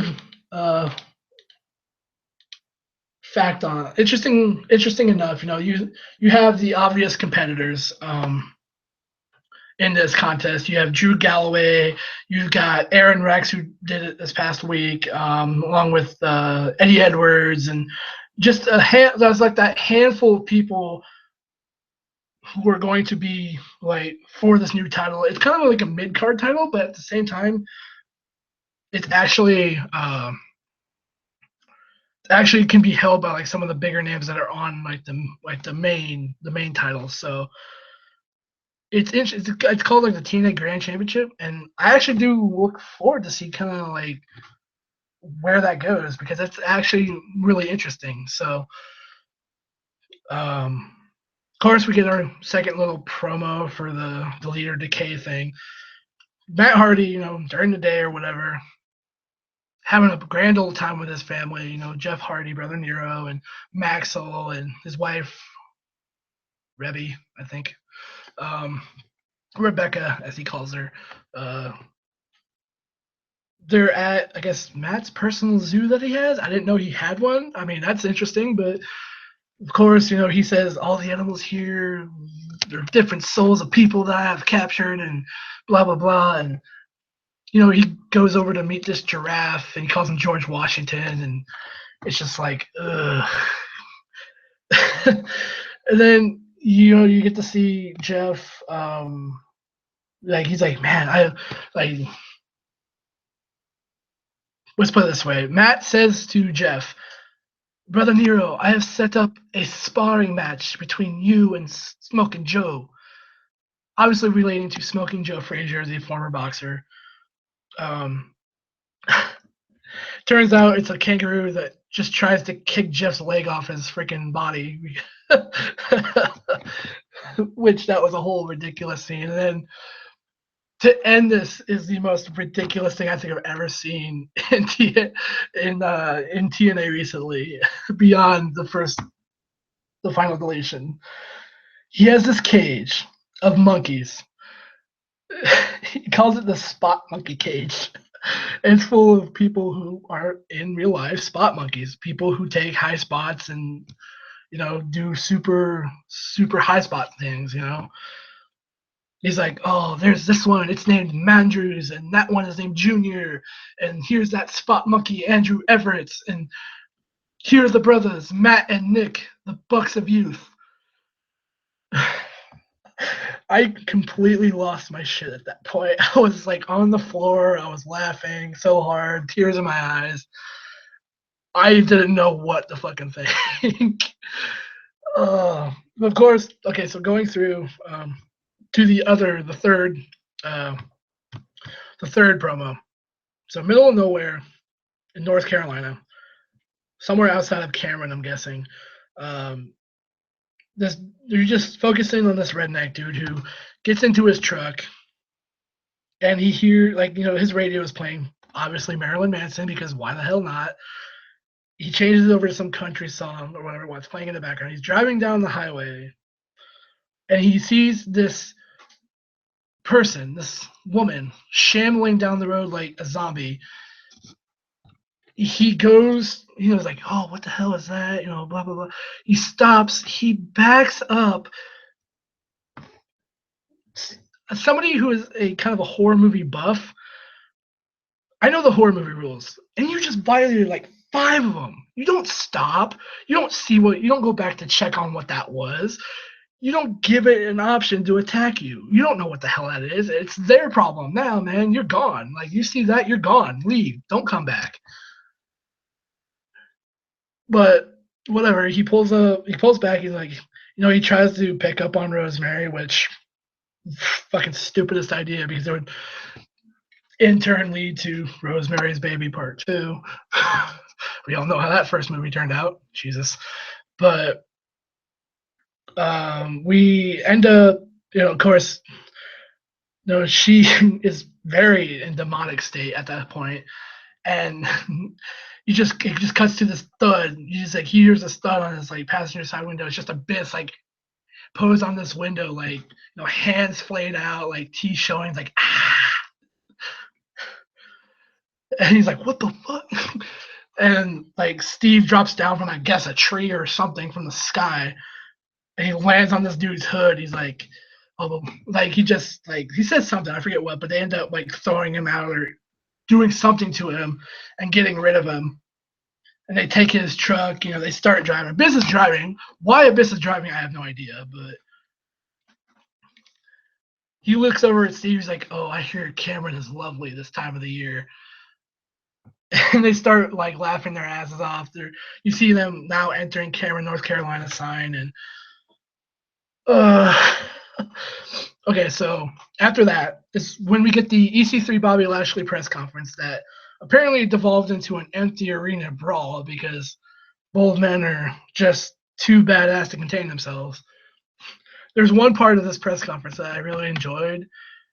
It wasn't even the press conference itself. It was when EC3 came out, they cued his music, he came out, and his song started to do the whoa. The fans, like, literally, like, even the press were just like waving their arms back and forth with it, and he was still directing it with it. I'm like, see, even outside of wrestling, man, if you hear that, like, it's like almost in a wrestling fan's blood. Like, if you hear something that's like if you hear Sami Zayn's theme, man, you hear that dun, dun, dun, dun, dun, dun, dun, you're gonna be singing along with it, and like you hear like the AJ Styles theme, you hear like a certain theme, you're like, oh shit, it's going like Glorious Domination is an exact example of that. Like Bobby Roode's NXT theme. That theme is what people will recognize. You're a wrestling fan, you will recognize that theme, like almost immediately. You'll hear that like Bobby Roode NXT, and you'll start singing it. Like it's the same thing. Like there's so many singable songs in the wrestling business right now. Like some of them don't even have lyrics, so that's why they just go oh, oh, oh. Like Nakamura is another one to where people just sing that. You know, because there's no lyrics to it, so just go. You know, they do the whole thing to the song. So, like, it's just what wrestling fans do, and to see that was kind of sort of outside the TNA ring, outside the Impact Zone. That's fun. That's amazing, and of course that shows up in WCPW as well when he is over when they air episodes with featuring EC3. So kudos to the UK fans for knowing that as well. Um, Also, kudos to the UK fans for just having a really good wrestling show. Kudos to What Culture for having WCPW being on a fantastic fucking show. Like inside and out, that show is fantastic. Y'all haven't seen it yet. What are you doing? Go watch WCPW over on the actual official WCPW YouTube channel. So, but anyway, back to TNA. So after that press conference, we get the final two promos. Decay shows up to the Hardy compound. They end up meeting Senior Benjamin immediately as he's still digging their graves. He ends up, they end up asking him like, "Oh man, why are you digging holes in the ground?" He's like, "I'm digging." I think he says in Spanish like, "I'm digging your graves, my friends."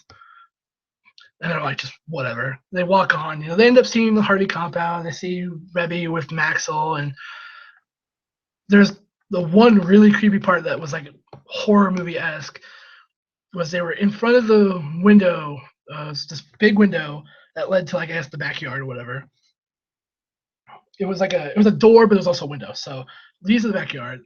You see Maxwell standing in front of this window door, and you just see Abyss and Steve standing there like just looking back at him, and you hear Abyss go, "Hey, little one, hi," like all creepy and shit. I'm like, oh fuck, that's so creepy. Like, because they plan to kidnap Maxwell. That's the big thing that they want to do, obviously, because you kidnap Maxwell, you break Matt Hardy to the point to where he decays with you because you have his child, that sort of thing. So what happens with that is we cut the commercial, by the way, right after Matt says, "Decay, I knew you'd come." Cut the commercial, come back, same thing. It kicks off. And somehow Rebby was in the house, but when they do that cut, Rebby is outside standing next to not only Matt, but Broken Brother Nero, Jeff, and she's like right there next to him. I'm like, holding a Roman candlestick of like fireworks or whatever. I was like, how did that? What? Did she teleport? I don't. What? So of course they start launching the fireworks again because that has to be a thing. They start launching the fireworks. Decay runs away after that whole oh shit moment. And it ends up with Abyss protecting them from protecting both Steve and Rosemary from the fireworks by using Skarsgård, the dilapidated boat, obviously. So they end up, Matt tells Rebby, "Go back to the house, protect Maxwell, blah blah blah," and like, "I'll take care of Abyss. You can take, or like, I'll take care of Rosemary, blah blah." It's a whole thing, but cut to Brother Nero Jeff running up to the boat, drop kicking the boat, knocking Abyss into that weird ass lake that Matt has, which apparently changes people to their alternate selves. Out of the lake comes the unmasked Abyss wearing the suit, doing the whole Joseph character like he used to, talking to Senior Benjamin's like, "Oh, Senior Benjamin, I'm a huge fan of yours. You did great work. Have you seen my brother Abyss?" He's like, "Okay." And he's like, "Oh, ¿dónde está Ibis?" I'm like, "Oh God." He's like, and he asked him like, "Have you seen my brother Abyss in Spanish or whatever?" And he's like,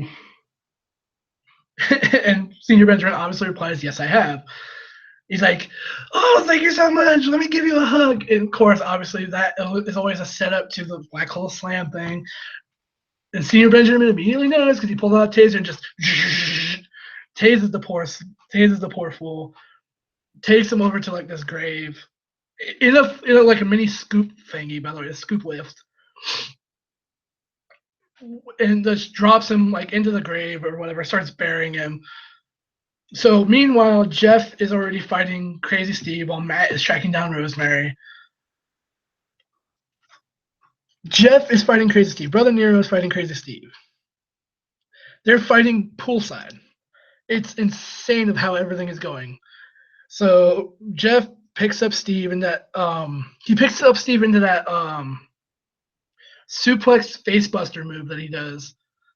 But he drops him right straight into the pool. And they fight in the pool underwater. It's all dramatic. He ends up using the kangaroo kicks to kick Steve, and he ends up like choking Steve out underwater. While meanwhile Matt is tracking down Rosemary, trying to scare her off and trying to get back at her. And so cut to a point of Rebby was knocked out in the house by Rosemary. She takes Maxwell. She has Maxwell. Matt tracks her down. Meanwhile, Jeff is climbing out of the pool. He's soaked. He's injured. He can't. He's exhausted fighting Crazy Steve. He's sitting there in the poolside. Now, this is where it just gets to be referencing every single horror movie ever, because Rosemary is sitting there laughing. She has Maxwell. He's like, Matt's like, "You've made the biggest mistake ever. You've crossed the line." And he's like, "Return, King Maxwell." And of course, eventually Rosemary puts Maxwell down. He's like, "Run, Maxwell, run!" And he ends. Rosemary just starts laughing her ass off. Something happens to where she starts laughing, and then you cut back to Jeff sitting poolside, still exhausted, trying to recover from what happened. Out comes Crazy Steve from the fucking pool, a la Jason Voorhees in the very end of the first Friday the 13th movie, to try to yank him back in. Full on makeup, by the way, still full on makeup, because the makeup got washed up. But apparently, because he got revived, the makeup returned. Same thing, that's what happened to Abyss. He stopped being the Joseph character and he came back as Abyss with full on makeup. Abyss rises out of the grave to kidnap Senior. They end up kidnapping Senior Benjamin. Vanguard 1 actually got the little fucking drone that Matt Hardy has. Ends up stopping Rosemary, but she ends up, or trying to stop Rosemary, ends up spraying like this green mist in its face. It crashes somewhere. Apparently, it came back in this most recent episode, so that's, I guess, good. And they return. Now they just have to find Senior Benjamin again, and it's a whole thing. We end up. So Steve, who had come out of the pool a la Jason Voorhees, is trying to get rid of Brother Nero. They end up, Decay ends up back together. That family, Matt and Jeff end up back together. Abyss, Matt's about to close the door on Rosemary, but out comes Abyss. He has Janice, the nail,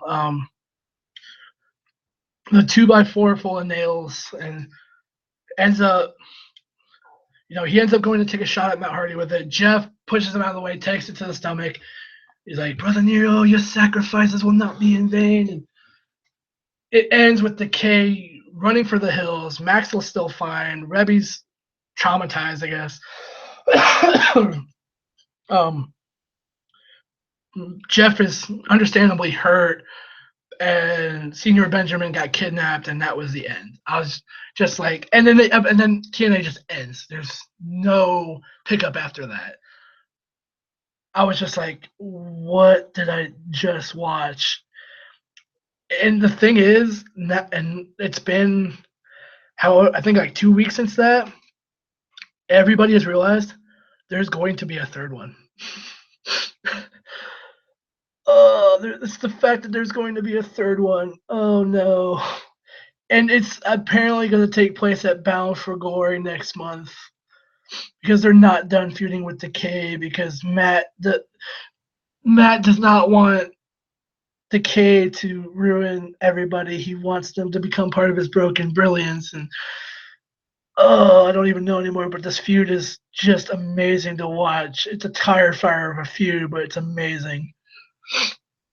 But yeah, that was the leader Decay. My thoughts, I don't know. Like, I appreciate the horror movie references that were in it. I appreciate the setup it had. The spot monkey cage was the best fucking thing ever. I died laughing. Uh, Steve, props to my man Steve, like crazy Steve. I love you, brother. Do, doing the whole Jason Voorhees Friday the 13th thing.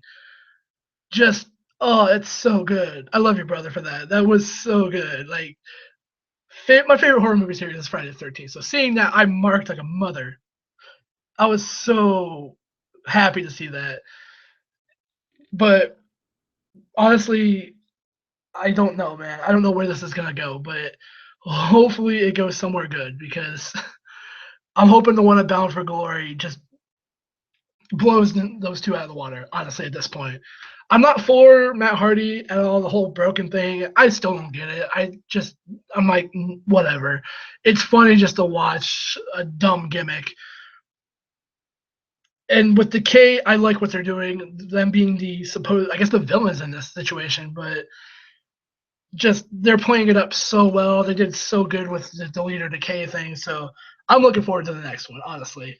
But at the same time, I'm wary of the next one because it's hopefully it'll be better than these two, but also it'll be just as worse as these two. So, but yeah, that was the leader Decay. I think it's probably on TNA's YouTube channel. You can probably watch it on there. If not, go watch the episode of it somewhere online because holy shit, dude, it's wow. Let's put it that way. It's very wow. So, but yeah, so that ends our wrestling segment. Ring the bell one more time. That ends this match. We win yet again. So right now, I will go and take another break, and when I come back, I will talk about Saboten Con. Myself and Phoenix Otaku can be here with us tonight because he's had work, but I will explain Saboten Con and what went on and everything that happened. So stick right here in the corner of thoughts. I will return just momentarily. So thank you for listening, and I will be back.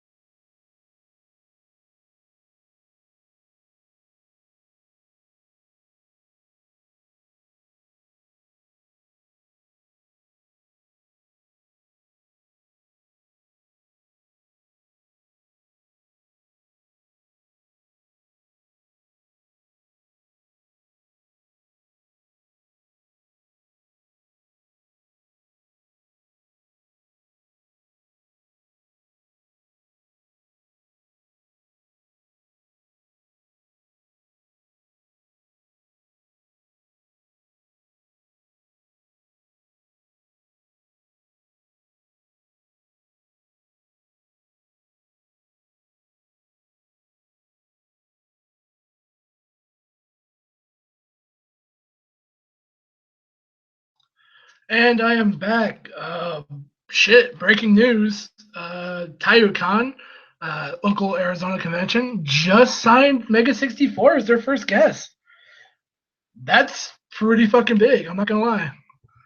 Mega 64, of course, everybody should know them. Those of you that do know them. But wow, that's crazy. But okay, so speaking of Arizona conventions, segue. Saboten Con. Saboten Con was the beginning of this month. Myself and Phoenix Otaku ended up going. Um, let's kick it off. So Thursday night, I got out way late at on the night prior, Thursday night, which this was Friday, Saturday, Sunday, Monday, 4 days this year. Um, so we ended up going Friday, Saturday, Sunday. We didn't go Monday because it's the last day. Why would you ever go on Monday? Well, I think Phoenix Otaku went on Monday. I didn't. I had work the next day. So literally, so we ended up. I ended up leaving work, headed over to Phoenix Otaku's place. We went over to Zombie's place. We hung out with him and everybody else beforehand. Then we left. We went home. Well, we went back to his Phoenix Otaku's place. We got back at like 2 in the morning, I think, something like that. I ended up crashing around 3, but then I ended up waking up at like 5 o'clock, so like an hour before my alarm was supposed to go off. So I was awake. We ended up we ended up leaving at about 7 o'clock, I think, something like that. To where, and then we got downtown by at least almost 8, and we ended up getting a parking spot, which we didn't move from the whole weekend because apparently for this con, that whole parking garage that they have gets taken up like that. So we got down there. We ended up parking in the parking garage. You know, we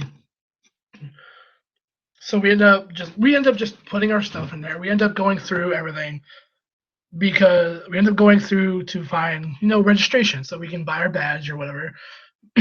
Phoenix, well, Lane, I guess I call him. He ends up, we end up talking to what was it? Well, prior they weren't open yet, so we end up going out because we're like, okay, so this isn't open yet. Let's go back to the truck and start drinking. Because why the hell not? We're at a con. We don't particularly care what we're gonna do that weekend. So, so we end up. Well, we realized immediately. Oh shit! Well, all we have is alcohol, and we don't have soda. Shit. So we end up going out of our way to walk all the way over to CVS, which I think is which is the closest place, by the way. I don't remember how far it is on foot. It's definitely more than 2 miles. It has to be because from where the hotel is to where CVS is like a good. Mm, I want to say it's like a good almost 10 blocks to go there. So we end up getting there, end up buying the sodas that we need. So we end up so we had to go to Lane's. We had to go to his bank, so which was right down the way. But that walk with the 2 liters sucked ass, and it was just starting to get hot at like 9 in the morning. So we ended up getting there. They were open. They opened up. Got his money for the weekend, and we walked back to the hotel. That sucked even worse.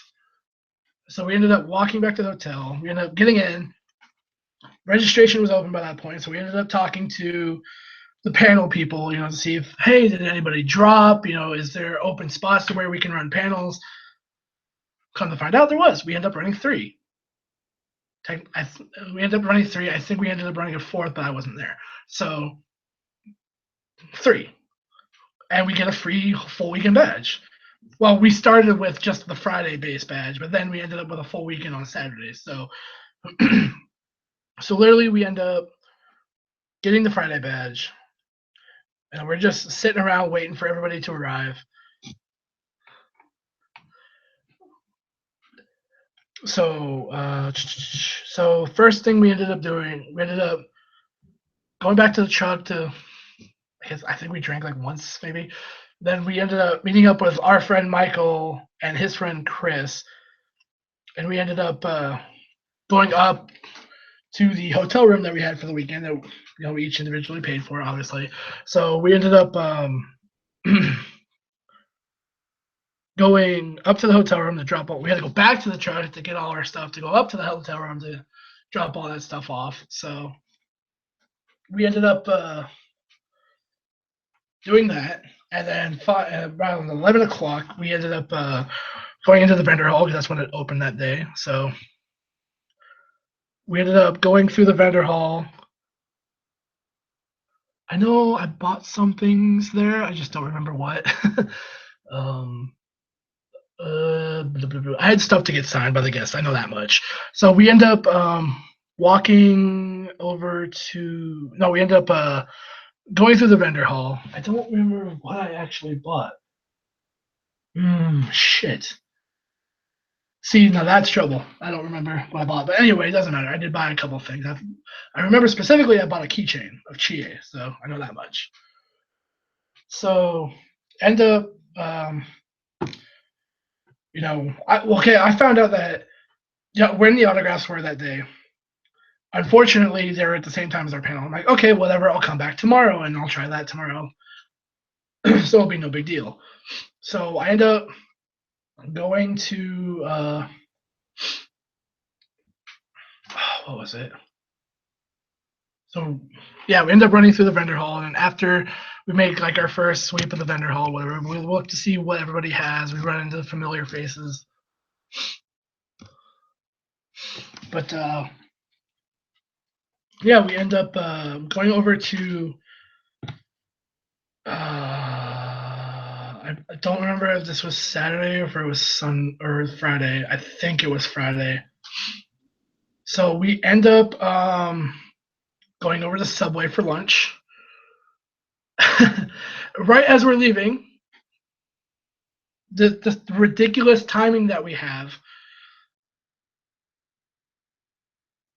I don't remember if this was Friday or Saturday. I think this was Friday because it might have been Saturday. I'm not sure because I know Friday we went to Subway for lunch. I know that.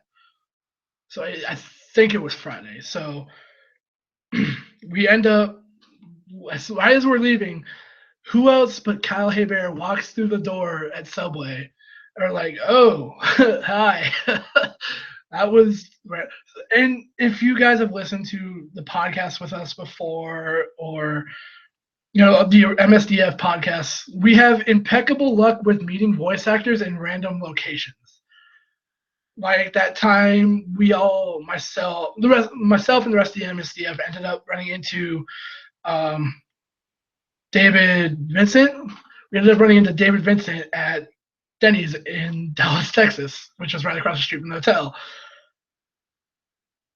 Weird moment, and we've been that way before, and so we end up running into Kyle Hebert right as we're leaving. So that's cool. That was a cool moment. We ended up waving on the way back. We were talking about something, just running. We were talking about how it was just sheer luck we ran into the gas, and we end up like some lady alongside of us like, oh, so you're stalking the guests or whatever, and blah blah blah. It's like we started talking to her, and I was like, and like she was like she ended up saying, oh yeah, my name is Carrie. Hi, and I was like, wait, Carrie? I was like, huh. And then I ended up and Phoenix talking was like, that's Carrie Karen. I'm like, I kind of started freaking out. I was like, that's Carrie Karen, and just randomly walking up next to us. Again, another random spot of meeting a guest yet again. That was possible. That was one of the highlights for me this week. Is just running into Kyle Hebert, and then running into Kerry Cannon like immediately like after. That's the best. So at that point, I remember myself. Yeah, no, because I remember it was myself, Lane, and Michael's friend Chris. We all went to grab lunch or whatever. So we ended up. Chris had like a red Solo cup with him or whatever for fuck knows why, I don't remember, but the best part of that is when we finally got back to the hotel. We were standing around. We actually got to talk with Carrie for a little bit about stuff. It was just she was really cool. She's really down to earth. If you guys ever meet her, she's a very down to earth person. So she's also got a great sense of humor because he had this cup. Chris kept dropping the little cup or whatever, you know. And when he finally got a hold on it, picked it up, Carrie just reached over and slapped it out of his hand. She ended up slapping it out of his hand. That was like the best. It was so good. Like we lost our shit. We were all laughing, having fun, and like that's like the best part, man. Is when you meet a voice actor and they're just so down to earth about just being like having fans, getting to talk with fans and everything. It's so cool. But of course, after that we end up meeting up with Michael again, and we ended up meeting up with his friend Lizzie, and we all ended up getting together, headed back to the hotel room to chill out for a while. And then we ended up going. I think we made another sweep of the vendor hall, and then we ended up heading over to the panel room. So we just set up for. I believe we had one panel that day and then two on Saturday. I think it might have been two on Friday, one on Saturday. But we ended up setting up for. No, yeah, it was two on Friday. Yep, it was two on Friday because we had one at 4, and then we had one at 7. So we ended up setting up for Your Anime Is Not Flawless, which for filling an empty room and then trying to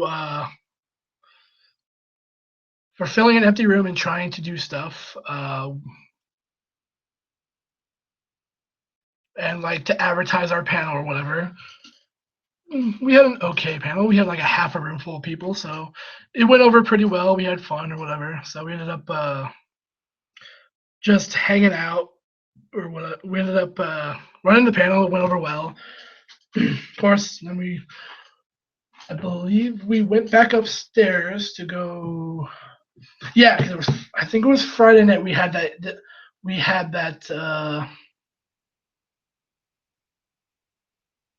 No, was it Friday night or was it Saturday night? I think it was Saturday night.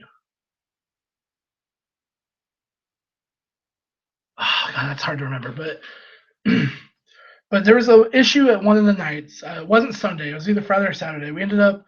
No, it was Friday. Yeah, because we were going to run a panel in this room, and of course the panelists beforehand didn't call. They didn't. They didn't say anything back about their panel. They didn't. Check to see how the panel was doing or anything. Let's put it this way: they weren't exactly trying to. I like somebody. I guess one of them emailed them and said the panel is canceled, and it was this whole kerfuffle thing. So we ended up having one panel Friday, one panel Saturday, one panel Sunday. So we ended up moving one panel to Saturday. I think that's how it went. I can't really remember honestly, but so we ended up just hanging out for the rest of the night, doing whatever. So Saturday morning, we just end up going through a whole bunch of stuff. So by Saturday afternoon, we realized we needed more of a certain soda. So we're like, well, we can't leave because the parking spot will get taken. So I end up stupidly walking the whole length of downtown Phoenix to get back to that CVS to buy more soda to come all the way back. That was not fun, but bought the soda. But by the time I got back, I was actually about to go to the autographs, but I got told that no, they just capped the line. I'm like, what? Get the fuck out of here! You can't cap a line like that. So I ended up going down there, going through. Ended up going through over to that little area. They're like, no, sorry, the line's been capped. Come back tomorrow. I'm like, okay, that's not fair, but whatever. So I think I made a run at the vendor hall at one point. Did a whole bunch of stuff. Ended up meeting up with everybody again. And Saturday is actually when myself. Saturday is when myself, Phoenix Otaku, our friend Michael, and his friend Chris all went to the Amy Blackschlager concert, something like that. I can't. Her last name is like, I don't want to ruin her last name. So we ended up going to that concert. That was a fun concert because, if you don't know, she's done music for I'll Know Zero. She did a song for Kill la Kill. She did the Panty and Stocking ED, which I was like, wait, what? Excuse me? It got performed. I was like, oh, that is so awesome. Like, begin the Chuck thrust. That was so cool. You got to hear Light Your Heart Up, which is technically Mako's song from Kill la Kill. I got to hear the song that was from I'll Know Zero, and she performed some of her own stuff from her own albums, which are really, really good, actually. Of course, we got her autograph after, which is great. It's actually really cool to see. So on, I know it was, we ran, I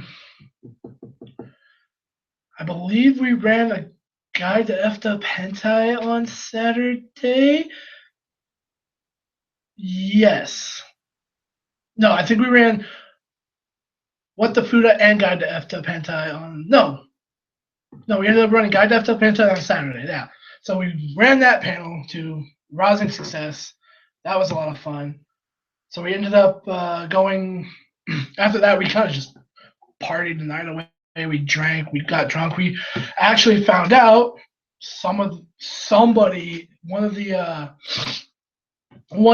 con staff members said, "Oh yeah, you guys didn't know you could walk around with cups of alcohol while you're in the hotel. You can't walk around outside with them, but as long as you're in the hotel." So we ended up taking quite the advantage of that, as we had fun with that. So we ended up just walking around, having fun, laughing our asses off. So I remember having dinner that night too, which was stupidly expensive, but because that little restaurant that's in the that hotel in downtown Phoenix, the Sheraton, is stupidly expensive. So ended up going. We ended up drinking the night away, just having fun or whatever. So come Sunday morning, we end up, leaving the room. We turn in all the keys. And I ended up throwing my stuff into Lane's truck. I know that. So we ended up, walking around. We were doing stuff for a while. The night prior, I ran into a group of people playing the $1 Million Butt card game, #butt stuff. So I was actually surprised there's people playing $1 Million Butt. I was like, holy shit, that's cool. So I ended up talking to them, about stuff. And they're like, oh yeah, if you're a fan of Rooster Teeth, we're doing an X-Ray and Vab panel tomorrow. I'm like, I'm in.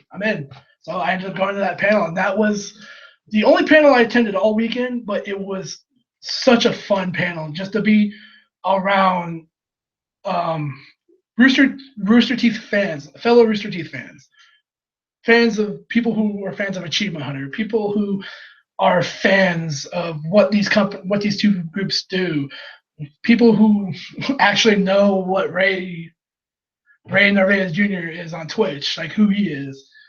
Like since he left Achievement Hunter, he's doing Twitch streaming now, but being like the best Twitch streamer. So literally getting like and then answering all these questions like in character is fantastic. That was a whole fun little time for like a whole hour. So it was really fun. That was the best panel I attended that weekend, other than our panels, of course. But so I had to work, so I ended up just calling her for a ride or whatever later on in the evening. Ended up we ended up doing our last panel of the day, which was our last panel on Sunday. It should have been our technically last panel, but on Sunday we ended up doing a what was it? Our hentai worth watch, our version of the hentai worth watching panel. So we end up doing that panel, had a pretty good time with it. I end up having to leave early, obviously, because I have work the next day. So ended up leaving, got home. Not only had PCD, but also was so exhausted I couldn't focus. So how I unpacked everything and how I put everything up was beyond me. But and that kind of ended my weekend. I know Phoenix Otaku had an extra day for him, so I ended up going home on Sunday. So yeah, that was Saboten Con. Forgot. So Sunday I went to autographs after the X-Ray and Vab panel. Finally got to meet like everyone, and that setup was amazing because from right to left, you had Kyle Haybear, you had forgive me, the voice of Brock. You know, you had another voice, you had voice actress, and you had I can't remember her name, but she's she's a sort of big-ish named voice actress. She's minor big-ish voice actress who's done a voice for video games and things of that nature, which is really cool. This is really cool. Didn't know she did the voice for I think Makoto Aihara and Rumble Roses. I was like, what? Get out of here. I was like, that's pretty cool. So of course you have Carrie Keranen, and then you have Erica Mendez, who's finally getting to meet Carrie Keranen and Erica Mendez, like getting a chance to speak with a good like the chunk of the Kill la Kill cast I've been wanting. Two people from the Kill la Kill cast I've been wanting to meet. I've gotten to meet Stephanie Shea. I've gotten to meet Christina V. I've gotten to meet David Vincent on more than one occasion. Finally got to meet Erica Mendez. Finally got to meet Carrie Keranen. I'm looking at you, Patrick Seitz, and Christine Marie Cabanos, and Laura Post. Like, y'all the only ones, and Sarah Ann Williams. Like, y'all the only four that I have left to meet. So I'm hoping at some point in the future con scene that I can actually meet these four and then clear that checklist because, just meeting those two was so much fun. Had them autograph my Kill la Kill stuff. Had them autograph my Love Live stuff. Fun fact, I totally forgot that Carrie Keranen played Nico's mom in season 2 of Love Live. I was like, holy crap, I totally forgot. No, I had both of them sign that big book that comes with the premium edition of Love Live season 2. I was just like, oh, good. You know, I had David Vincent sign the Kill la Kill stuff with the Senkets on it, and you know, it was awesome getting to meet him, and then stepping over to Tara Platt and Yuri Lowenthal, getting to talk to them, just it's so cool because they're such good people. Like everybody I met, like Kyle Hebert was fun. I got him to sign Street Fighter V. Like legit. Like he was so psyched that I played Ryu. I was like, yes. I play Ryu. I also play Rashid, but I also play Ryu. So like, it was so cool. Eric Stewart. Yeah, getting to meet Eric Stewart, talking to him about You know, getting him to autograph like my con badge or whatever, and talking to him. You know, he's an essential part of my childhood, growing up. You know, with Pokemon and a bunch of other stuff. He was Mac freaking Metaphor in Ultimate Muscle. That is the thing that I love the most because I love that cheesy ass dub for Ultimate Muscle. That is my jam, and I love it to death. But of course, you know, going down that line again, I mean, getting to meet Terra Platt, Yuri Lowenthal, they've been blowing it up all year long. You know, they worked with Rooster Teeth, they worked with Achievement Hunter. Yuri Lowenthal's in freaking Camp Camp. Um, they've been doing the Shelf Life series, which is out there. They did Con Artist, which is that great mock documentary about cons and everything. It's so cool. But yeah, I mean, literally, you know, they're excited that somebody was like, you know, oh, that's so cool. This and blah blah blah. And I was talking with them. You know, the last time I met you guys was like at like Phoenix Comic Con in like 2013, I think. Like, man, that's a long time ago. Like, oh yeah, yeah, I remember, yeah. You know, it's just so cool, you know, because to me, English dub voice actors, you know, they work hard, they bust ass, they're out there, they're working hard, putting their voices into anime for us to watch over here. Unless you know you're a big fan of subs and don't like dub, but honestly, they bust the ass. They do work. Same with the sub. Same with the Japanese seiyus. You know, I highly respect both dubbing, both the voice actors and the seiyus for their respective animes. So getting to meet all of these voice actors in one place, and I thank Saboten Khan, you know, I thank Greg for bringing these guests out. It's fantastic to getting to meet them. You know, it's really cool. I mean, it's fantastic. You know, he they just getting to meet them as a whole was freaking cool. I mean, so good because that like fulfills a huge like I see voice actors as celebrities. I mean, it's like to me that's on par with being a celebrity. Being an anime fan, getting to meet an English dub voice actor which a lot of them have been in things that I've watched and things that I have enjoyed. Getting to getting to meet them is such a thrill every single time because they're always so humble, they're always so nice, you know, they're just really fun to be, you know, they love to chat with their fans and all sorts of stuff. And it's so crazy that I mean, it would be like the same way if I met like one of my favorite Seiyu or somebody of that nature, you know. So literally I thought that was definitely the best part of the weekend for me was just that whole autograph session because that was one of the funnest autograph sessions I've been to this year. I mean, beyond the one at Sabakan with Ben Diskin and Shirami Lay, that one was fun. But this one was just mind-blowingly awesome. So kudos to Saboten Con for that. But yeah, I ended up leaving early, you know, work the next day, blah blah blah. That ended my Saboten Con run. But of course, you know, PCD, you know, you have post-con depression. Honestly, I didn't think I was going to have post-con depression because there's some points where I'm like, man, this con is not really a con. It's not. It just doesn't feel like it. You know, it just feels. It just doesn't feel like a convention anymore. It just feels too big. Like I went and I mean I went to Expo this year. I went to Phoenix Comic Con. Both cons are pretty fairly big in size.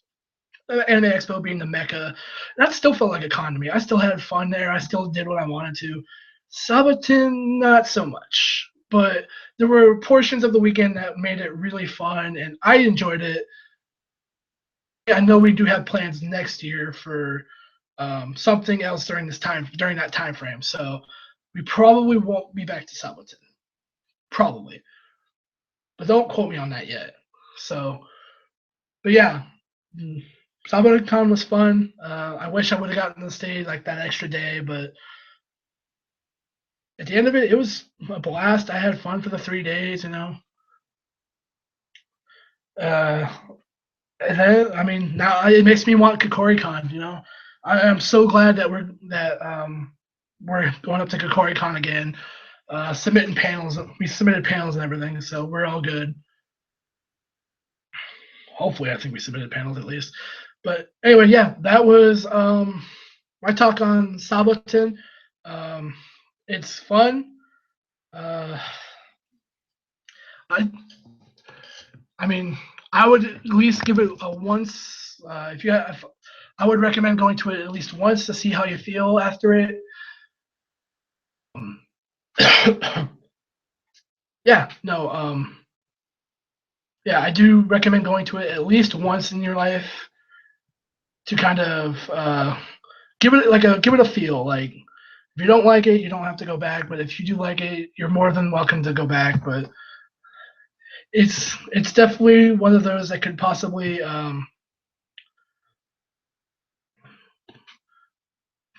yeah, but whatever. Moving on. Since we're getting towards the end, might as well just keep on trucking through. We'll get through all this.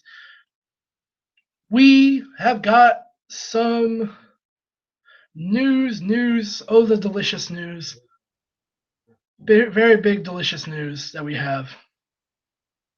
So we have some great news. Let's start off with the big news that finally,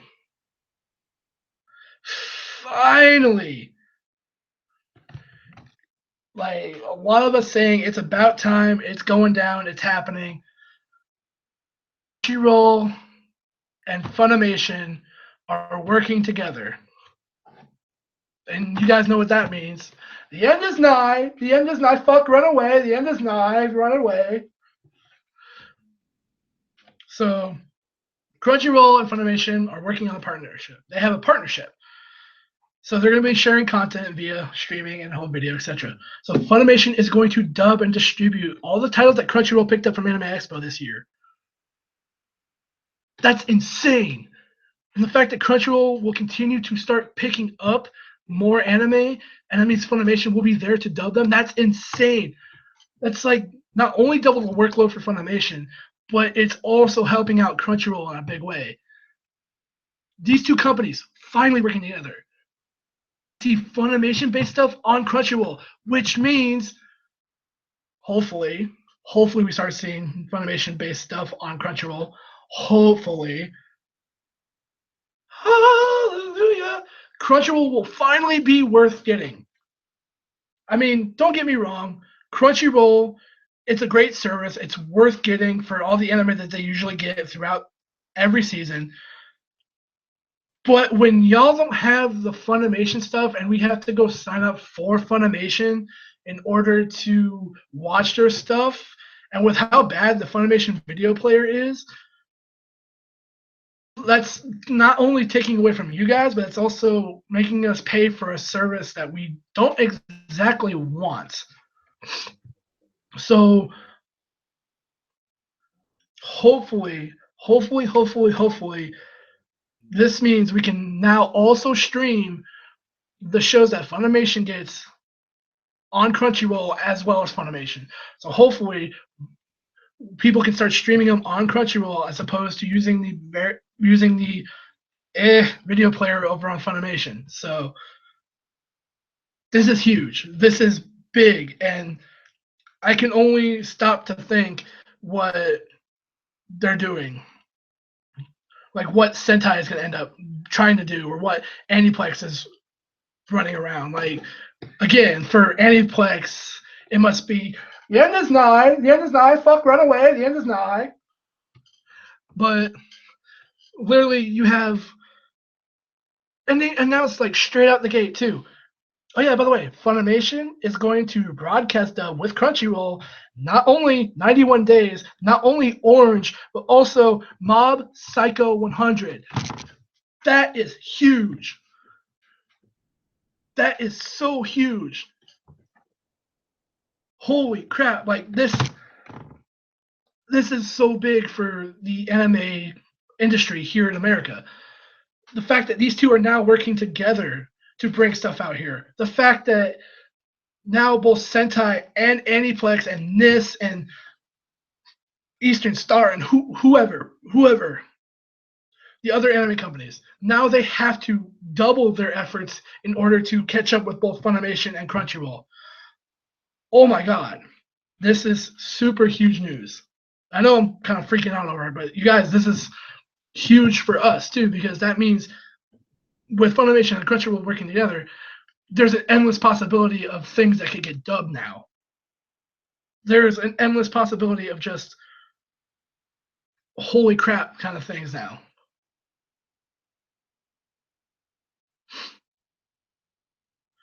So, and here's the thing, Funimation's also going to serve as the distributor for Crunchyroll, which means there's titles that Crunchyroll have that are going to be released through Funimation, such as Ace Attorney, Alderman on the Sky, Bungo Stray Dogs, Joker Game, Shingeki no Kabaneri, Kabaneri the Iron Fortress, and Relife. All those are coming out with subs and dubs. If Funimation was sinking early on this year, they were just falling down. They were going down the hole. The Attack on Titan live action movie killed them. Just the fucking prison school thing nearly shut their doors. Fuck, this is happening. Like, this is bringing them back now. This is making them climb that ladder back. Like, and with the acquisition of them bringing out Shin Godzilla here, they're starting to climb that ladder slowly and surely back to the top. And once they hit that top, man, reach for the briefcase, make yourself famous again, kid. Like, it's on. Like, it's on now. Funimation just threw the fucking gauntlet. It's on. It's time for everyone to step up their game. Step your game up, meet up with Funimation and Crunchyroll's expectations. So it's on. So going from one exciting thing to the other.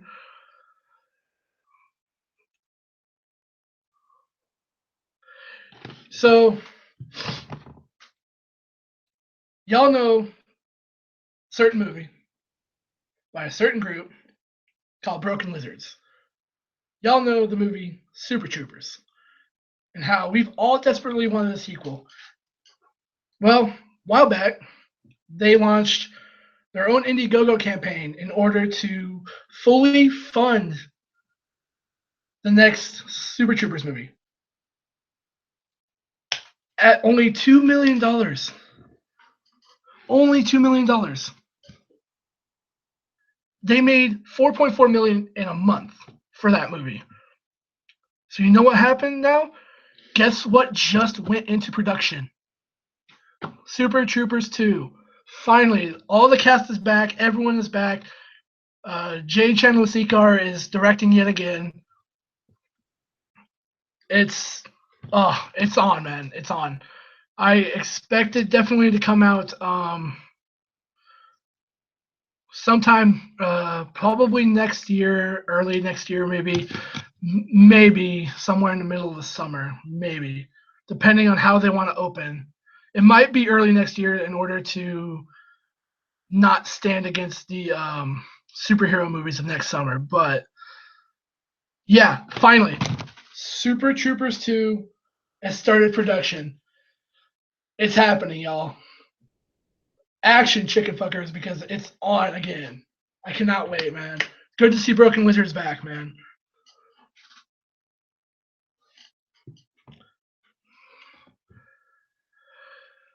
But yeah, going to another exciting announcement to yet another exciting announcement. If I could find it, where was it? I know I have it. Thought I had it, but I guess not. Okay. Well, don't exactly have. I thought I had the link to it. I think it was on Crunchyroll. But I think it linked to ANN. You guys might want to check on ANN, but it was announced at the Tokyo Game Show that a certain little game that was getting a sequel called Akiba's Beat. Yeah, y'all remember that Akiba's Trip, Undead and Undressed. The one that we got over here. That was technically Akiba Strip too. Yeah, so Akiba Strip is getting an anime. Hallelujah, hallelujah. Akiba Strip is getting an anime. Finally, about time. It's such a good game. Beyond the fact that you have to strip people of their clothes while fighting them, it's got a really good story to it too. And depending on which route they go through, if they plan to like actually go through each and every route, that would be amazing. It's depending. Are they going to base it on the Undead Undressed game, or is it going to be a different game, or is it going to be a different thing? Or there's also a mobile game coming out for Akiba Strip over in Japan. It's like, all this stuff for Akiba Strip is coming out, and it's the fact that the anime is coming out. And if it's based around the Undead Undressed, which I think is Akiba Strip 2, I hope, because that was, regardless of what people think, that game is actually really fun. If you just take the time to go through it, that game is actually really fun and it's worth playing. The fact that it's getting an anime has me so excited. Like, in and of itself, the game is actually an anime by itself. I mean, again, it's not really. It's not. It's more of a visual novel, sort of, with action elements, which is just fantastic.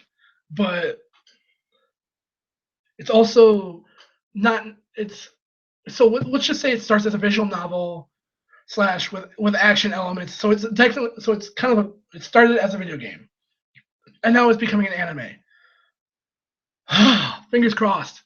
Like, hoping we hear something about that next year. Really do.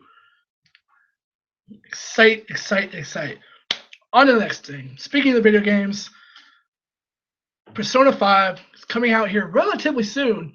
Here in both the States and the UK. I know the UK, I can hear them now. They're praising Atlas because Atlas never forgot about them. So we're getting Persona 5 here soon. We're getting more and more news about it. We're getting to see more of the characters.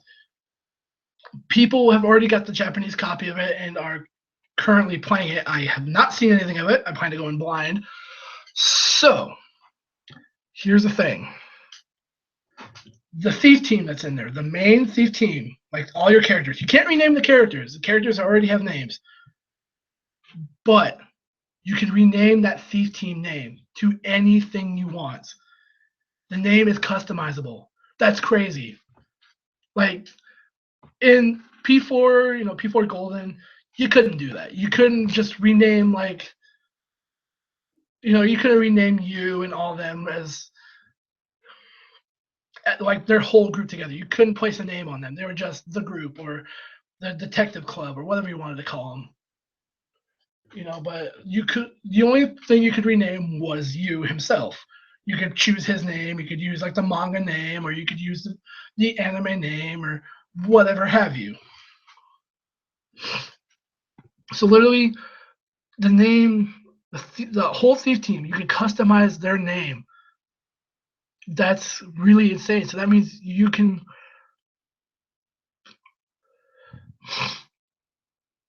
actually customize that full name. Like, that's just so crazy. I forgot. Persona's coming out next year. February 14th next year. Duh. It's not coming out soon. That's a while from now. But still, we're getting more and more news about it. And this is pretty big because it's the fact that you can customize their name. You can literally just rando draw a couple names out of something, and that would be their name for the whole game. That's very, very cool. Like, I'm glad to see where Persona 5 is going because it's just picking up more and more and more and more. I mean, that's just so cool. All the stuff that's getting revealed about it just makes me excited to play it next year. So, because I know what I'm doing on Valentine's Day next year. So, the next couple stories.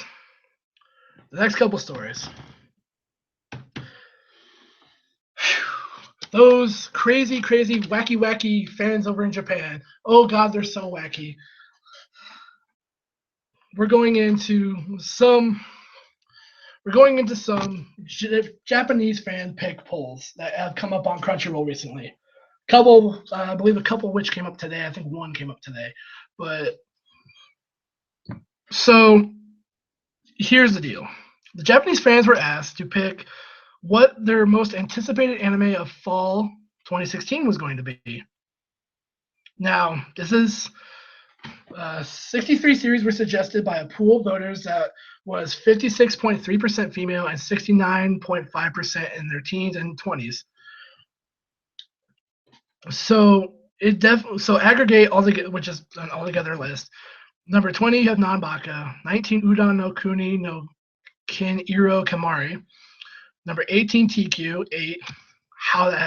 That's gonna pass Big Bang Theory in like seasons of betting. It's gonna hit 10 eventually. Number 17 is Girlish Number. 16, Magic of Stella. 15, Gaku and Handsome.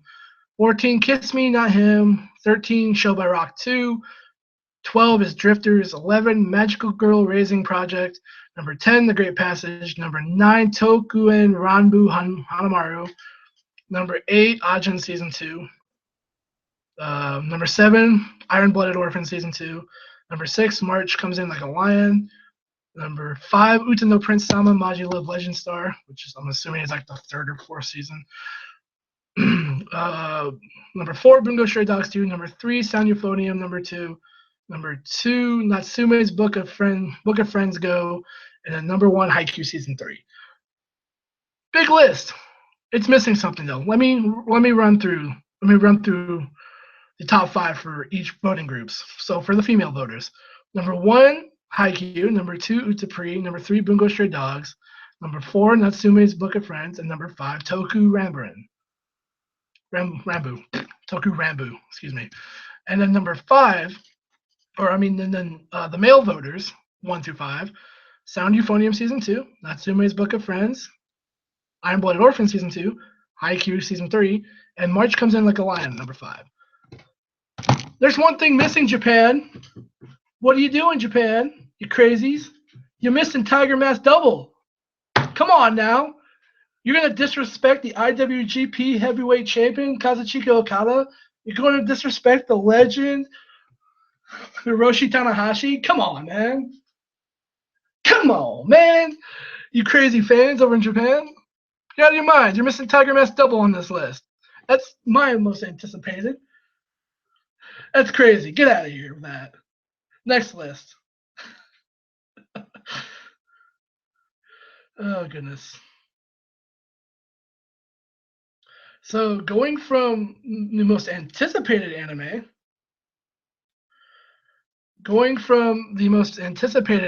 to the anime that the Japanese fans are afraid to be seen enjoying, which this was quite a weird list, actually. So the Japanese anime fans name series that they're afraid to be seen enjoying, which is strange because they really shouldn't be afraid to be seen enjoying that stuff because it's really fun and it brings people together. Japanese site Siribi asked its readers which anime they wouldn't want to be known to enjoy, whether the anime might make them look like a loner otaku, a lolicon, or a little kid. From about 15,000 votes, top picks included. Let me run down this list before I blow a gasket on this. Number 10, Girls on Panzer. Number 9, Bakemonogatari, understandable. Number 8, The Melancholy of Haruhi Suzumiya. Number 6 is a tie between Chunibyo and Lucky Star, which... Number 5, To Love Ru, understandable. Number 4, Cardcaptor Sakura. And number 2 is a tie between Idolmaster and K-On!, which is very surprising, eye-opening. And number 1, Love Live. Now, correct me if I'm wrong. I see concert videos all the time of both Idolmaster and Love Live.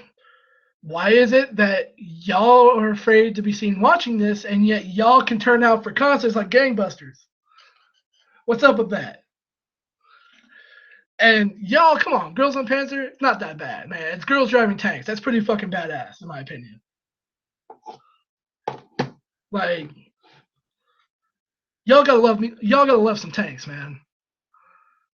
I mean, Bakemonogatari, I understand. It's a bit weird. So, Haruhi is one I don't understand. Like, what's the deal with that one? I don't get it. And the same, I sort of understand Chunibyo and Lucky Star, but at the same time, I don't. Like, those are fun little shows that are just are just meant to make people laugh. I mean, what's the big deal there? To Love Ru, I absolutely understand. That weird freaking show. Card Captor Sakura, I can see where it gets passed off as a kids anime, but I mean, an anime that like a pretty good chunk of people actually grew up with. So, and again, Idolmaster, K-On, and Love Live, y'all like shouldn't be embarrassed to watch. Y'all shouldn't be embarrassed to watch that. Y'all should like take pride in the fact that you like this group. You're watching how they came about. What's the story behind this group? Take pride in that. And here's another thing. So Sirabi adds that over 40% of Japanese adults age 40 plus. No surprise there because they're 40 plus and their better days of anime are gone, are turned off at the mere mention of anime in general. Concluding through, though otaku culture has made great strides, not everyone has yet realized its appeal. Honestly, y'all, you can be an anime fan and still have a regular job. I know. I'm that person. I buy shit. I don't care. I wear shirts all the time that have anime stuff on them. I wear shirts that have wrestling stuff on them. I still go into my work sometimes when I have to go grocery shopping and wearing my stuff. I don't care. Before I got my work schedule in an email, I ended up walking in every single Friday to go pick up, or every single after every single con, like either on a Sunday or a Monday, I end up walking in there wearing whatever shirt I'm wearing currently with my badge around my neck just to go grab my schedule and then leave. Y'all shouldn't be embarrassed about what you like. Y'all should love what you love. You do you and don't let any hater give you static over it. That's what I'm saying. On to the next list. So the next one that came out today, which is a very controversial list for a majority of the people that watch mecha-based anime. Those crazy Japanese fans yet again picked their favorite ace mecha pilots in anime. So quite interestingly, the top picks included at number 20, Code Geass's Lelouch Lampourge. Number 19, Evangelion's Kaworu Nagisa, the gray-haired dude that likes Shinji's ass. Number 18, Gundam Unicorn's Spinanger Lynx. I believe that's how you say his name. I don't know. I haven't seen Unicorn yet. 17, Super Dimension Fortress Macross's Hikaru Ichijo. 16, Gundam Seeds Atherin Zala. Number 15, which is actually very surprising because it's such a more recent Gundam anime, Iron Blooded Orphans Mikazuki August, which is really surprising. 14 is Shinji. How, I don't know. But number 13 is Inaho Kaizuka from Almoa Zero, obviously. Kid's a fucking machine while he's in a machine. Number 12, Voltum's Chiriko Kubi. I have no idea who that is.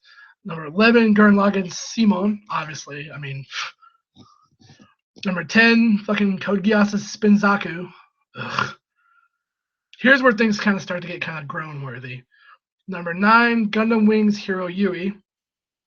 Yeah. Number 8, Gao Gaigar's Guy Shishio. Number 7, Mobile Suit Gundam Char Aznavour. Bullshit, he's that low. Number 6, G Gundam's Domon Kashu. Not happy about that one. I mean, I love me some Domon Kashu, man. I grew up with G Gundam, but man, Char should definitely be higher than that. Especially since the next two, number 5 is Double O's Setsuna F. Sei, and then Zeta Gundam's Camille Bidon, and then Okay, I get Master Asia. Master Asia deserves top 5. Absolutely. Maybe. Number 2, Gundam Seeds, Kira Yamato. Fucking Jesus Yamato. Fuck you. I hate you. Number 1, Mobile Suit Gundam's Amuro Ray. This list is so upside down, I have no idea. Like, I am completely befuddled at this. I'm completely befuddled about this list. Like, legit. I have no idea what to say about this list. That's insane. It's so insane. How is Char so low? Char is like the penultimate dude. Literally.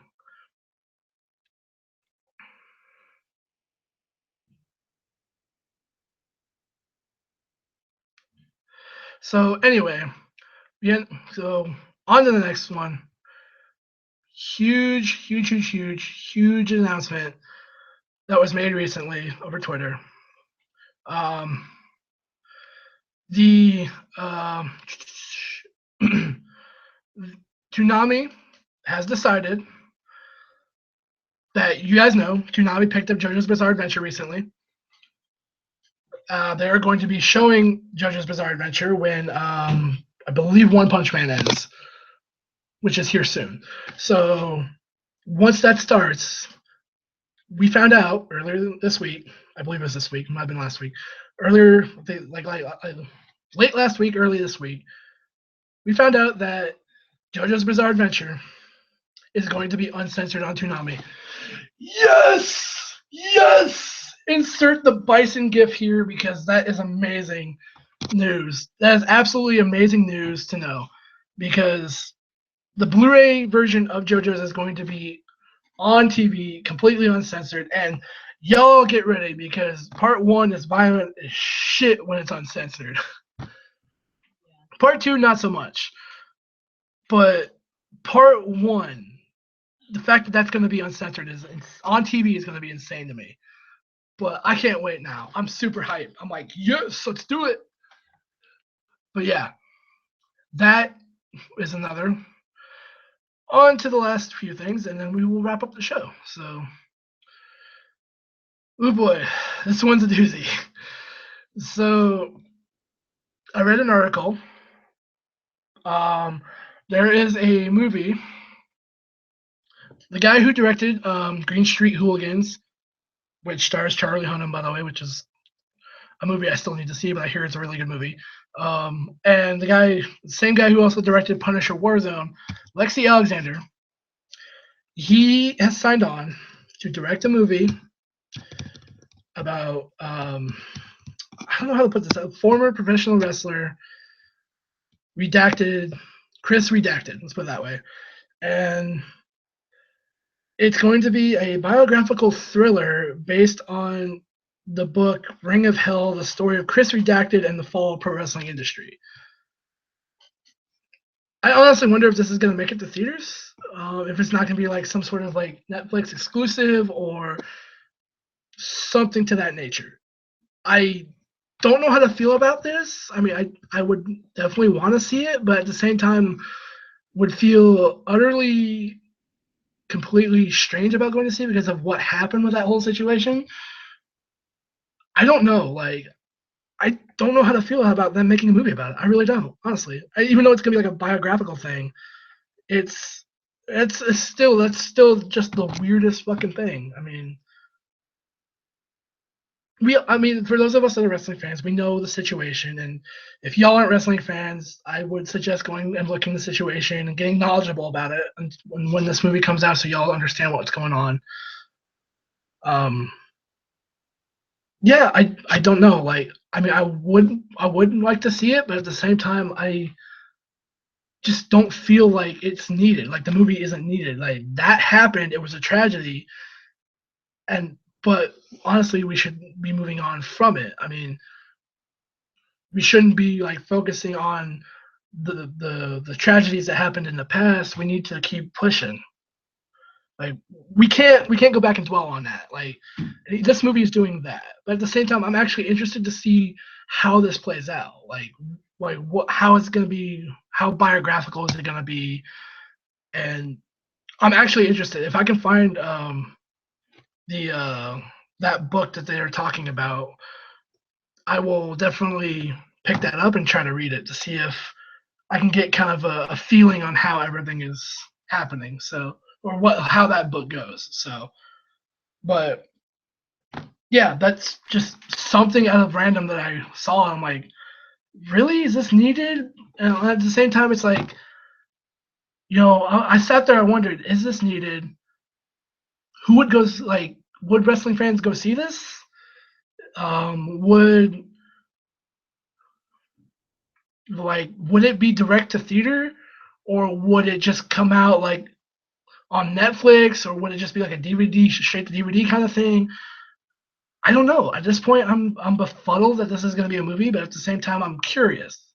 So yeah, I mean, I guess that's that. But yeah, if you guys want to leave a comment or anything down in the comment section, are you guys planning to go see this, or would you guys go see this, or like what? Like, would you not go see it, or would you wait till it comes out in like Redbox or something, or on Netflix or something to watch it? I don't know. But moving on to kind of a weird movie segment to really fun segment, really fun movie. So we all know now that since Suicide Squad came out, there's a lot of controversy for it. I myself enjoyed the movie. I thought it was good. That Margot Robbie, who plays Harley Quinn, one of the best parts of Suicide Squad, obviously you could tell by my icon there. Um, she is going to be directing the spinoff, or she's going to be producing the spinoff movie, the Harley Quinn spinoff movie. So that's great. I mean, just to see, that's great. I mean, let's see what she's got. She was by far the best part of.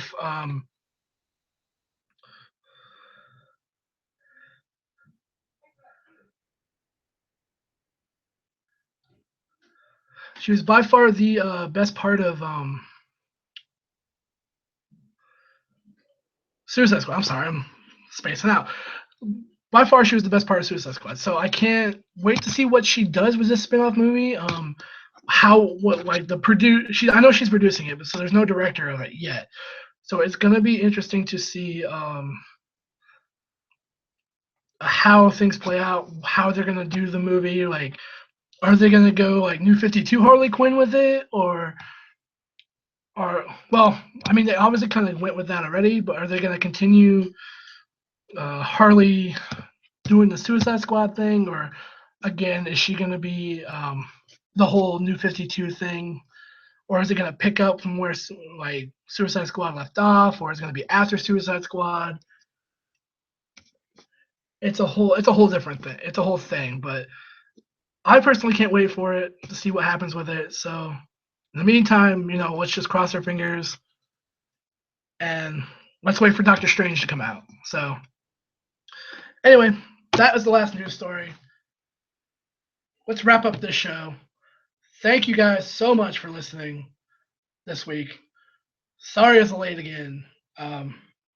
Definitely will try to keep up here within the next coming weeks. So thank you guys so much for listening. Liked it. Punch that like button in the face like a boss. Sorry, Jack. If you didn't, dislike it. Do whatever you gotta. Leave a comment. Subscribe if you want. Thank you guys so much for listening.